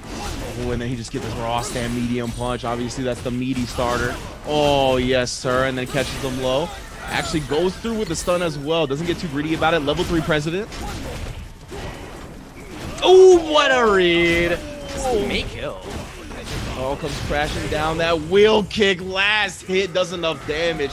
And what started out as a dominant game from Dookie responds or results in 2 straight rounds for Dark. Yeah, I really think that that's how this matchup goes. And for both of these characters, that's how many of their matchups go, of course, right? They're both just really explosive. So if they have a matchup that is played like this, you know, you can never count either one out. But I do want to say that I think Dark played a very stable kind of play, even still. I mean, even though he was stuck in the corner, he was not taking big bets to get out of it. He was looking for little opportunities. He wasn't doing V-reversals, even in a loss. And then in the rest of the rounds, I thought he looked great as well. Yeah, right. A lot of those Psycho axes, despite being very, very annoying to deal with just because of the gray life they build up, he didn't get crush countered by any of them, right? He was never anxious. He was never swinging into anything that he shouldn't have been. So definitely good stuff from Dark. Putting in a little frame trap there after the jump short, and now backing off to a range where maybe he can respawn. Nice. That said, maybe Dookie takes that. You know, he's out of the corner. Yeah, 100%. He just got hit once for it. That's probably fine. See Set Dark up here, maybe threatened it. No trigger. Yeah, not sure if he just thought Dark would be a little bit hesitant to press something, maybe waiting for the V-trigger activation, but yeah, there we go. I'm gonna play that game again, catches him trying to walk back right there with the low forward. Huh. And no Psycho. Very curious couple things here from Dookie. Yeah, Dark confident about the spacing there. From far away, that may be a risk, but he just knew where he was. Get in the V-reversal. Yeah, well, I like that again here, just putting him on a pixel, make sure that that gray life gets chunked off. Yeah, I said earlier that G really does not want to give up V-meter, but if you are about to kill, yes, and your opponent doesn't have V-trigger, like there are, of course, some situations where that's advisable, and I think it's a great decision by Dark to go up here to match point.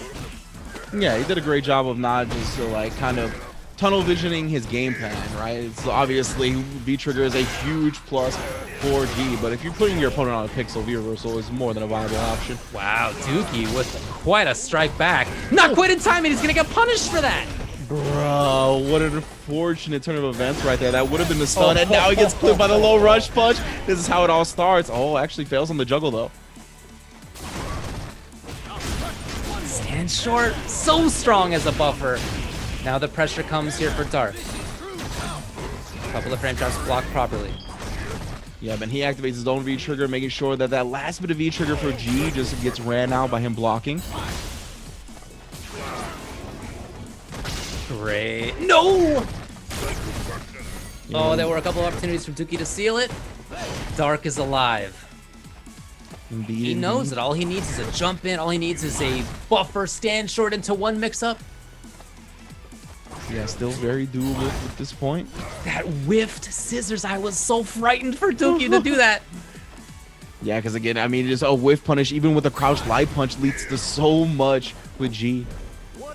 So I think Dark's handling this great. Even now, he has enough time to make the comeback. Dookie, though, doesn't need to make anything happen. He knows he can just stay away. Yeah, 12 seconds on the clock here. It's like you gotta make something happen, and yeah, Dark is starting to feel it. Oh my goodness! Yo, punishment with a rush punch into critical art. I cannot believe Dark ready for the escape. You ain't going nowhere. I mean, that could have been in so many different directions as well. The follow-up you can do, you can go back, you can go forward, you can stay a little bit forward, a little bit back. And he called out like the exact spot where Dictator was gonna land. That was so smart. What a genius play by a player who, I mean, again, has qualified in the past, made a deep run at last CPT Online South America, and is still definitely in the mix for this one. Just super impressive. Incredible awareness and such a tense like moment to know that, yeah, that's you're thinking primarily absolutely about what the other character wants to do, right? And in a situation like that, Bison using the EX to stomp, get you to block for a second, and again, wasting those seconds on the clock, and then using it to escape. I mean, it was just perfect. It was a perfect counter. Amazing. Amazing. Okay, so we've played all of the first round matches. Dark moves on here. His reward will be to play against Chocotone for the top 8 position in loser's side. We also know in losers it will be Cabelino versus Shaka, and then Shades versus Australopithecus. Of course, Pupilo, it turns out, maybe be the pronunciation, made it Okay. into loser side top 8 already. So we have 3 remaining matches to play. We're going to take a quick break and we'll be getting to those in just a little bit.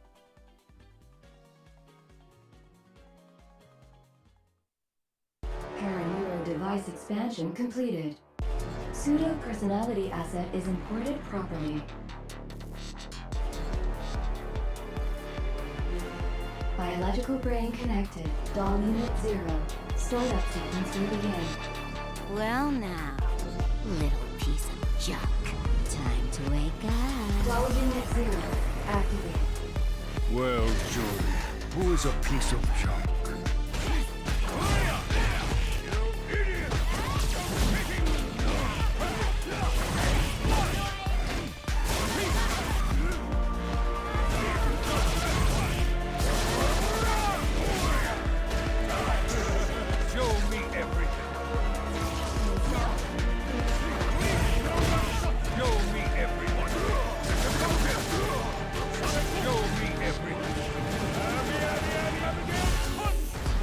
Installed.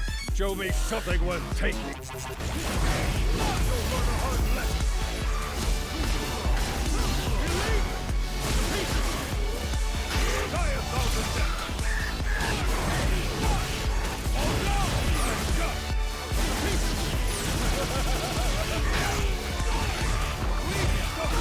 Your data is now useless.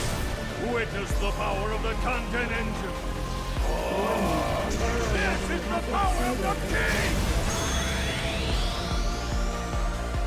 Your data will reside in me for eternity.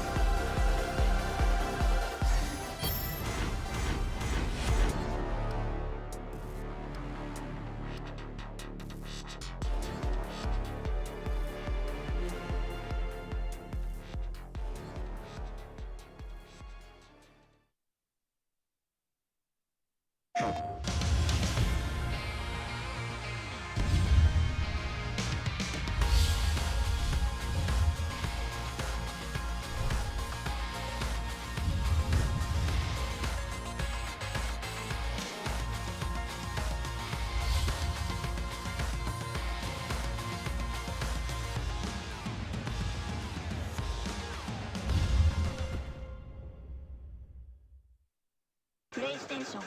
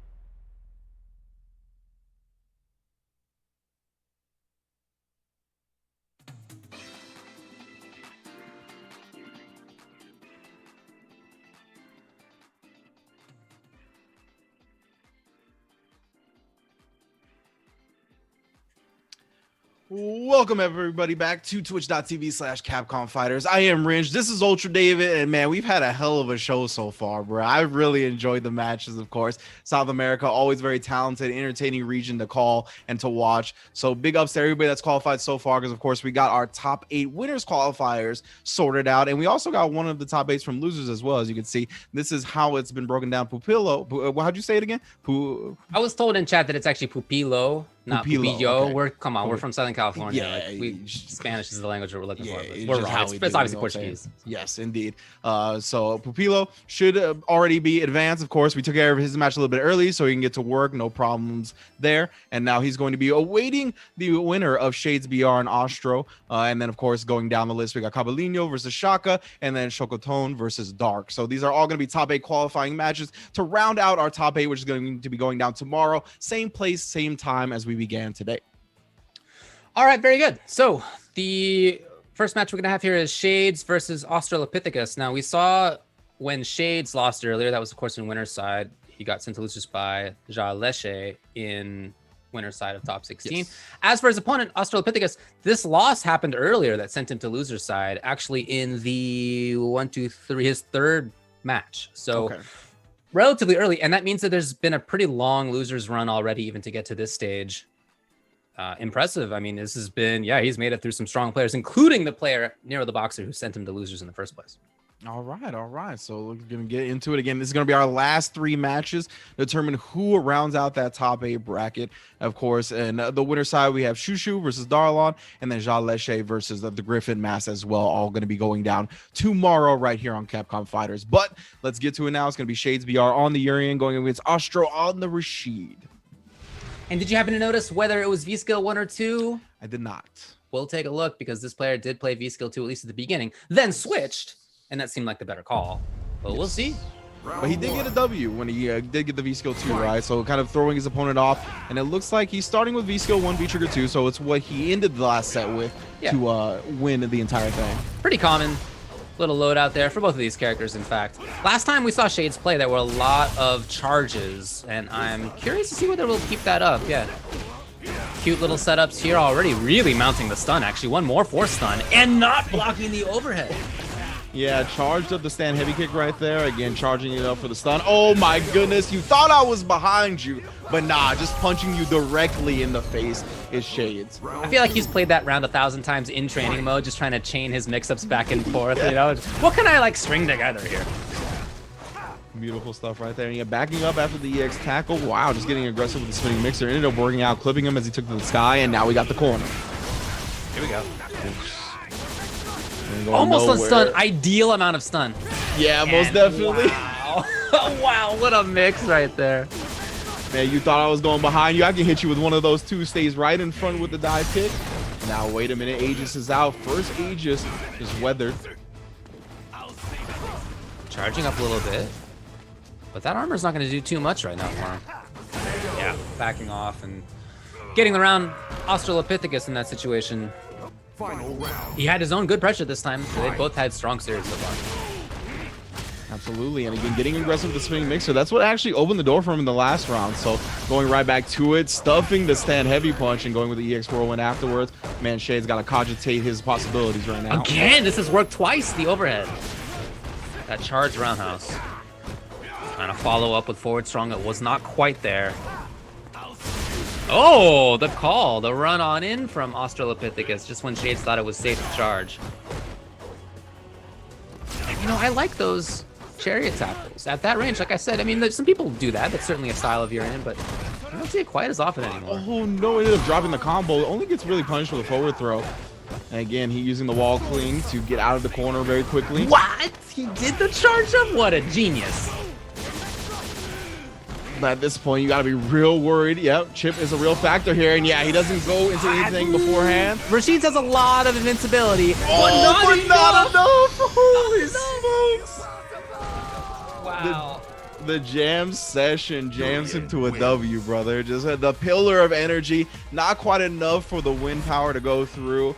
And Shades Man, that was just a little bit too antsy, a little bit too thirsty for the W right there. He had a hefty life lead. Could have played it a little bit slower, but instead just wanted it. Saw the goal in mind, saw the finish line, and tripped on his face before he could cross it. Unfortunate, but Shades clutching it out in that last instance. It's 17 frames of invincibility for Rashid's, 24 for Urian's.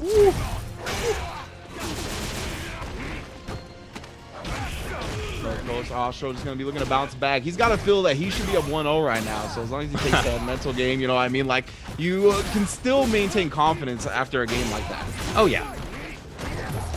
Activation point comes, and delayed EX, the timing unusual, and that's why it worked. Chariot tackle, yeah, in that situation, he's done it 3 or 4 times so far. Jumping works out, not netting him too much though. Oh my goodness, the eagle spikes. Yes, it was just a jab. Oh, not actually a combo. No, it wasn't. But yeah, Ostro just constantly wanting to do something right there, right? Yeah. So he ends up getting clipped by the Aegis mirror the second time as well. Yes. Wow. Okay. Pressure here from Shades. Also, Pithecus blocking it out. He has 2 bars. Uh-oh. No, and yes, beautiful counter hit combo. Trouble. This is probably not gonna count. I'm not confident though. Okay, no, he's gonna reset him. Oh, just walks under him that time. Oh, and he walked forward, walked back in that little bit of space in the corner he had. And Shades BR gonna be qualifying for top 8 off that shimmy. You know, for Australopithecus, I am worried that what you identified may have been what happened. After that first game, which definitely could have been his, right? Yes. But for that like last decision, it just got a little too antsy. But for that, he was in a position, he had a life lead, right? He had the corner. After that loss, it didn't seem like the same match anymore. Yeah. It seemed like that was a moment that he was still fixated on without really being able to move into the present. And I feel like he just didn't quite catch on to some of what was going on from Shades. He was sort of frozen back at the end of that first game. Yeah, it's hard, right? Because then you kind of like take that emotional baggage with you. You start like second guessing your decisions and start doubting yourself a little bit more. When you were so close to winning, you were in such dominant control that you really have to do your best to kind of just throw that whole thing away, or at least take the best parts of it and kind of give yourself more confidence going forward. But that is much easier said than done, especially when we're here behind the commentator desk and not actually playing in the game. So it's a very difficult thing to do. Unfortunately, falls short. But of course, Shades is a tremendous player as well. He's going to be moving on to top 8 tomorrow. That's right. And now coming up next, we're going to get, this should be a fun one. Shaka versus Cabelino. So this is Shaka, the Dalsum player, who has actually been playing Dalsum for at least since season 2, it turns out. Because I know some Dalsum players who have now identified that. The treacherous Shaka. I can't believe it. They got me. They got me good. And on the other side is going to be Cabelino, who our intel is at least, and maybe this too is not right, is in fact the youngest competitor in Brazil. Is that even right? Who knows? Who knows? In Brazil, in the entire country is such a bold claim. I know, right? Like how... Like, if you were I'm the say, oldest like, person to be playing Street Fighter in a country of hundreds of millions of people, for sure. You know, so like even if like it's in this top 16, you know, even in the bracket in its entirety, I could buy a little bit more. But in the entirety of Brazil, I've already been lied to once today, so you know my trust is a little hurt. I'm a little wary of believing what I read today, but you know it's gonna be good. But definitely is a good Fang player, so maybe we'll stick with that. So these are a good Dalsum player and a good Fang player that we have up for you right now. This is, of course, Cabelino from Brazil.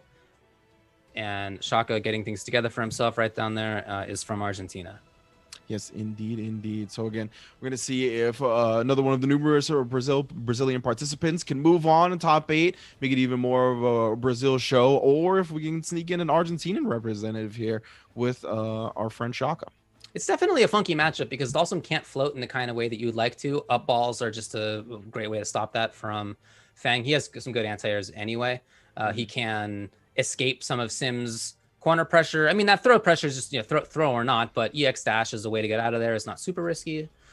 So some of Dalsum's normal stuff doesn't quite work. That said, Dalsum can still definitely play at a range where he can make things count for himself. His pressure, even though EX dash exists, still, if he grabs a lot, right, he can shut that kind of option down. So for me, maybe it's evenish. You know, okay, not a big swing either way, but it's certainly an unusual matchup. For sure. There's definitely one that we are not too familiar with seeing. We'll see how it goes. We'll see how familiar the players are with playing it. Yeah, I've been playing Dawson since season 1, but the question is, who is Fang for me to play against? Yeah, exactly. Oh, the anti-air just barely missed right there. That's going to open a big opportunity for Capolino. This is definitely a hard spot right here for Dawson, who does not have a 3-frame button on the ground, who's got to deal with a Fang player who has +1 a lot in those situations, +2 sometimes in those situations. Yeah, that was a good escape from Shaka, though, really recognizing the distance that he could immediately press that back medium kick and made the most of it. He is cornered again now, but wow, my goodness. The evasion right there. Man was dodging hitboxes just barely. Okay, ties it up on life. And actually, it's Capolino with the grab. Oh, fierce. You have the crush counter. You ain't doing nothing. Right into Bison. Round 2. Fight. Shadow Blue tag team, but yeah, nice. Again, those up fireballs now, this time from Dawson. Also, always preventing any character from jumping at that range. Yeah, and Fang does have that floaty jump, although he can change his jump arc. Oh, maybe not the right spot. Yeah, and Capolino recognized. Yeah, drill hitting way too high right there is going to follow up afterwards. Okay, that's a sign to me right there that Shaka knows this matchup, because he's been playing Dawson for at least 3-4 years. Oh, the EX command dash to get out, and then the immediate V-trigger pop. Plus frames here, trying to get him with the shimmy attempt. No biting this time. Does get a throw tech successfully and escapes with the slide into V-trigger. Great block of the low right there. That was an important mix-up. Would have been in the super. Shaka used the EX. Oh my goodness.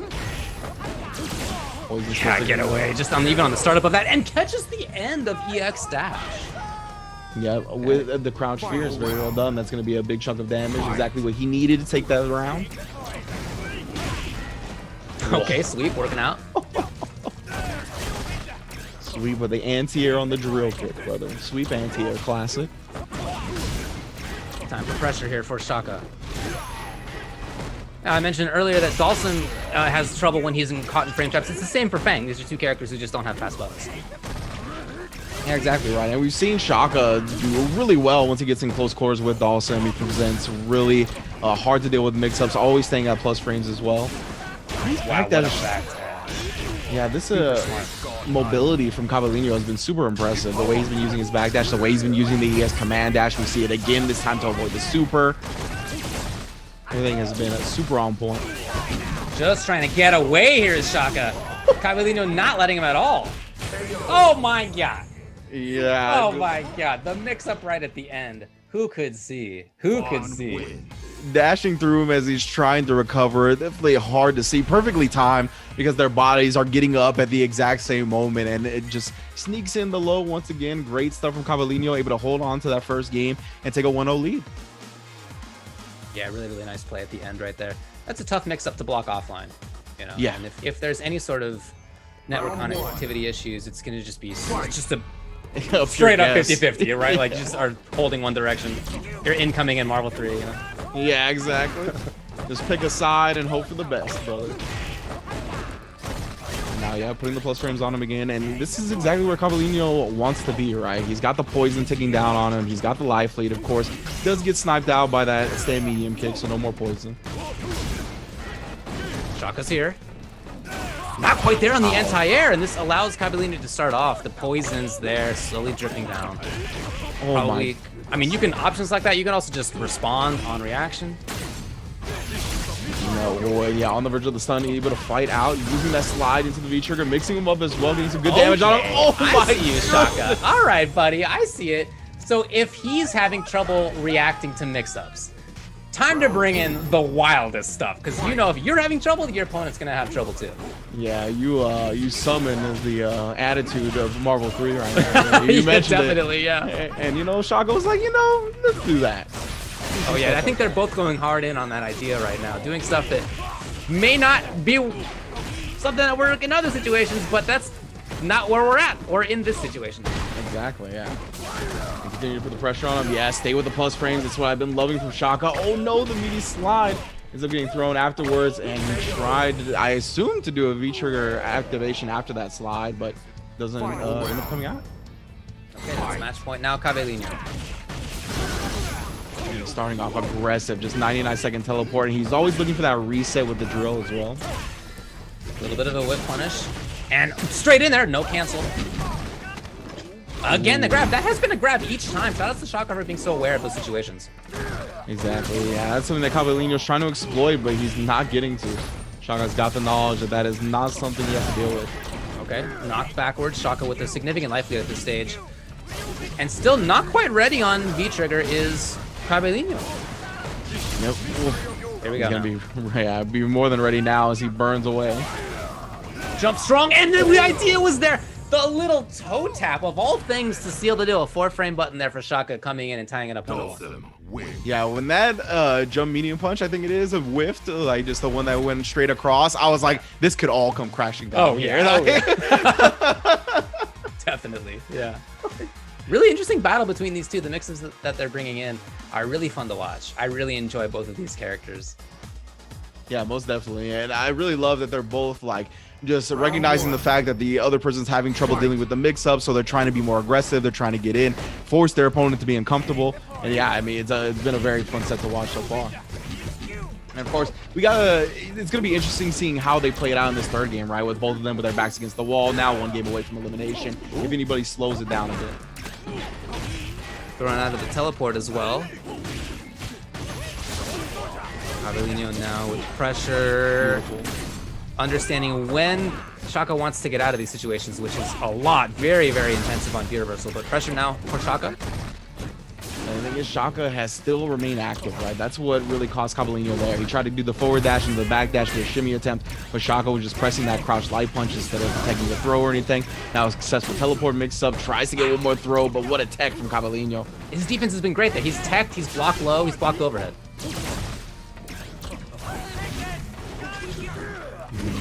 Shaka playing like a man who knows he only needs one more hit. Yeah, exactly. Utilizing that Dawson game. Yep. Oh, and just sneaks in close, getting the Yoga snipe to put himself on set point. Trying to qualify here for top 8 losers. A little bit away, and shout out to the second hit of sweep again coming to the rescue. Whoa, with the cool combo. Cool guy alert. Let's put the shades on real quick. Ended up getting out. I like that. Just utilizing the EX in the air to kind of throw off the trajectory even more. Oh, making the opponent toast and just ready for the anti-air in these situations. Cabellino's got to feel okay about that. He didn't take too much gray life, but that life lead is erasing very quickly here with the offense from Shaka. Oh, and stayed in front here. Now he's on the verge of stun, and he will be stunned up. The headbutt forward throw seals the game for Shaka in a round that was looking all Cabellino at the beginning. Wow. But it was the offense, like we were saying throughout the set, the offense that really did the trick for both of these players when they won rounds. Typically, it was because they had little series of pressure, whether in the corner, whether mid-screen, right? Each character can set it up in different ways. That's really what came into play. Those funky little like last-second side switch mix-ups from both characters as well. That was a big thing, so I'm not surprised to see it end in that same way. Shaka looking really, really good, made it into loser side top 8. Yeah, it looked incredible on that Dawson for sure. I mean, he's been playing it for quite some time. You know, Shaka. But nah, for real. I'm looking forward to seeing him in top 8 tomorrow, of course. Yeah. And yes, thank you all for joining us here on twitch.tv/Capcom Fighters. The matches are not over yet, but we have arrived at our last one. It's going to be Shaka Tone versus Dark to see who takes that final spot in top 8. That's right, Dark. Got sent to losers earlier by Juninho, and we saw when Chocotone lost, that was against Choo-Choo at the very first match of the top 16. Yes, indeed. Dark ended up falling, or excuse me, Shaka Tone ended up falling to Choo-Choo on the Chun-Li. Yeah, man, that match feels so long ago. Right, yeah, it does, yeah. There's been a lot of really, really good matches. You know, there's been a lot of very different matches, different characters. It's been really cool to see. Yeah. So Chocotone and Dark has made it into these big situations before. Again, he has qualified before. He, in the last CPT Online South America, got top 8. This is somebody who's been there. Mm-hmm. And the thing about Shakotone is that I always feel a little bit bad for the person in this position that starts the match or starts the day losing that first top 8 winter semis match, because they don't play again until the very last match of the day, right? So you have to make sure that you stay warmed up, you stay, you know, that does give you an opportunity kind of like suss out the bracket a little bit, see who you might be playing, maybe get some of your sparring partners in there to give you a warm up of the matchup. But again, it's just that I think the spacing between such matches is definitely something that not anybody else has to deal with when it comes to just like the mental preparation of it. That's always on that person that loses the very first match. So we'll see if Shakotone has remained, you know, gotten his composure back together, remained warm, and then we'll see how he deals with Dark. Not an easy one coming up. Final one of the top 16. Laura versus G is the matchup that we are looking for here. Yeah, and as you mentioned, it's not going to be easy for Shakotone as well, because Dark, an incredible player. We saw him, you know, qualify last year, just couldn't quite make it because of the visa issues. And I mean, what a way he put away Dookie in that first losers round 1 match, dude. Absolutely right. A couple players from Brazil. Rio versus Sao Paulo looks like. Ooh, okay. So we'll see again if they played each other. I'm sure they have. They probably played each other online quite a bit. So this is an environment they're going to be very familiar with when it comes to each other's play styles, what their decisions are going to be. And I mean, yeah, man, I'm looking very forward to it. This has been an incredible day of Street Fighter V. Always is when it comes to these CPT events. All the regions, you know, are vying for that spot again. Everything is on the line here when it comes to the W's. So you can't really you're not going to get players that are content with making a top 16, making a top 8 and being like, okay, I got this amount of points, I can chill out, you know, my spot's secured on the bracket. That's just not how it works this year, right? So everybody is fighting tooth and nail to the very end, and that's what I think what is being brought forward, and we can clearly see it exemplified in the play. All right, last match of the day to qualify for top 8 loser side. Shakotone on the left, Dark on the right. Yeah, with characters who can really snowball. Yes. Oh no, an air. We saw that from Dark, a kind of similar situation in his previous match. He ended up winning after all, but unfortunate to see it yet again. Yeah, and that first round was really the thing that Dark struggled with the most in that last game, right? Is like he really got ran over in the very first round, but then was able to bounce back 2 rounds straight and then bounce back in the second game as well and just take the entire set. So we're already seeing really important stuff from him. Sweep a couple of times on activation of the fireball, for example, has shut down that pressure, taken up that space. Yeah, but I love the he's very 801 Strider-esque low medium kicks right now, right? Just kind of harassing at that range. It's not going to net you anything, but it just makes the opponent take a little bit damage over time and respect that space. Say what? Oh. Down strong in that situation from Dark, and it worked out. He's still got a life lead. There's a little bit of trigger here, but Shakotone knows that he cannot go in there wildly. Dark is a very dangerous player at this moment. Is that in time? Very nice. Screen freeze activation. And then spending the full bar to get through. Just a very strong option in that situation. There were no risks being taken from Dark. Absolutely none right there. I love the fact that he kind of had that. I think he had that option in the back of his mind the whole time, right? Because he had a lot of meter. He had ways to kind of activate his V trigger, but instead he just saved it for that moment and popped it perfectly. And now, my goodness, the momentum he's riding from that first round. Ooh, sneaks in the reset as he gets the level 3 president. I feel you, brother. One more? Okay, safer, much safer option this time. Really just the one risk so far, you know? Wow, and a perfect even for Dark in that second round. Amazing stuff. You know, a big part of the difference, I think, in the result here is that Dark is ready for dashes in. Dark is ready to respond. Not just dashes, but thunderclaps, whatever it may be. Like, he's ready with the solution. And when Dark dashed in, which he did at the left side of that stage there, unfortunately, his opponent just wasn't ready in the same way. And that allowed Dark to get this corner combo. It allowed the pressure afterward, allowed the reset mix-up. Like, all that sort of stuff came from that situation. And if that had been the reverse, we might have seen a very different round. 100%. Now we're going to see if Dark can continue to ride that momentum. Does get the counter hit on the stand light punch, but just win the stand medium punch afterwards, and you can't really connect with crouch medium punch after that. A little bit too far, I believe. Nice. Blows up the attempted stolen turn.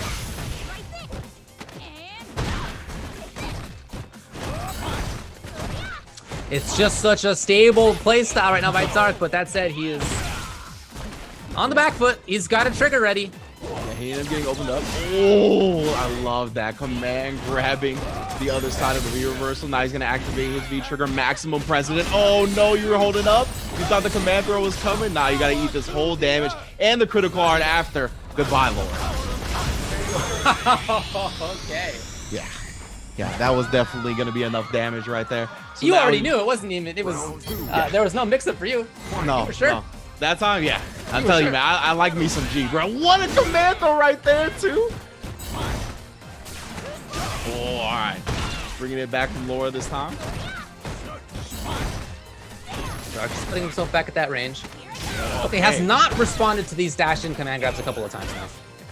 Yeah, definitely we'll see Chocolate Tone tries to abuse that a little bit more, but of course we know the rewards off the light punches from G right there when he has a bar. Almost full corner carry, and now he has, oh, beautiful counter hit combo. All right, that was one. Okay, Chocolate Tone jumping out this time. Bit of pressure for himself, some plus frames, but maybe went a little bit too far. One more mix-up here for Dark to qualify for top 8. Using that last bit of V-trigger, again, approach safely. Now he's got level 1 president. He's always president. Really dashing to EX, what a genius. Overhead blocks the overhead. Dark again clutching out another match to win another set and qualify for top 8 Sunday. Congratulations to Dark. That seemed like a situation where the opponent might take a risk, and he was right. Exactly the right call, as he had in so many of those little interactions. And he didn't get everything right. Again, he got command grab sometimes, he got dashed in on a couple times, but in general, throughout that set, I felt he was super ready for all the little situations, not just in creating his own, but also in responding to situations that could have been Laura starting things off, could have been her starting off a thunderclap that she could use to push the opponent back, create pressure, create mix-ups, whatever it is. Those got swept.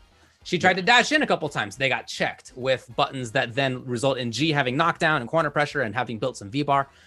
Those responses, I think, were such a huge part of Dark qualifying for top 8. He was so clean. Like, he did so much that I would be like, if you want to be a top level player, this is the stuff you got to do, right?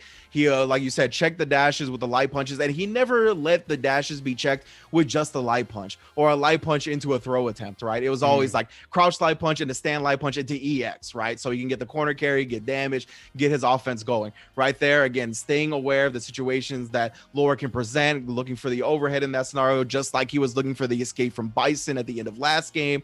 Like, it was just super clean play from Dark constantly, really playing his character to the best of his ability, and I was just impressed throughout the match. We got a top 8 lined up for you. Let's check it out. So we just saw all of these matches here qualifying into top 8. That's the losers side of things. Dark versus Shaka, Shades versus Pupilo in losers side. And then on winners side, we saw one game out of these fellas, and then they were good for the day. Chuchu versus Darlon, and Ja Leche versus the Griffin Mask. Look, it's a lot of Brazilian players. I think that's not unexpected. There's a very, very strong scene there and lots of people there. But I do think it's cool as well that there's a chance that Peru could have both South America qualifiers this year. Darlan wins, of course. Already we saw Picaro qualify. Yes. And Shaka from Argentina as well is in there, looking very, very strong with his Dawson. Yeah, I mean, it's going to be an incredible day of Street Fighter tomorrow. It was an incredible day of Street Fighter today. So big ups to everybody that tuned in with us for this top 16. It was a 2 out of 3 bloodbath for sure. Everybody, it was just aggression from start to finish, and I couldn't have enjoyed it more. That's the type of fighting games I like to watch. So South America is always a dope region, always a region I enjoy commentating. So big ups to everybody that joined us today on twitch.tv/Capcom Fighters. Again, if you're looking for the top 8 tomorrow, you just saw the bracket. You can follow along at Smash GG, of course, but we're going to be on twitch.tv/Capcom Fighters right here, same time, same place. So don't go anywhere. You got any last words to say, Ultra David? Had a blast. Looking forward to it. We'll see you all tomorrow. Peace out.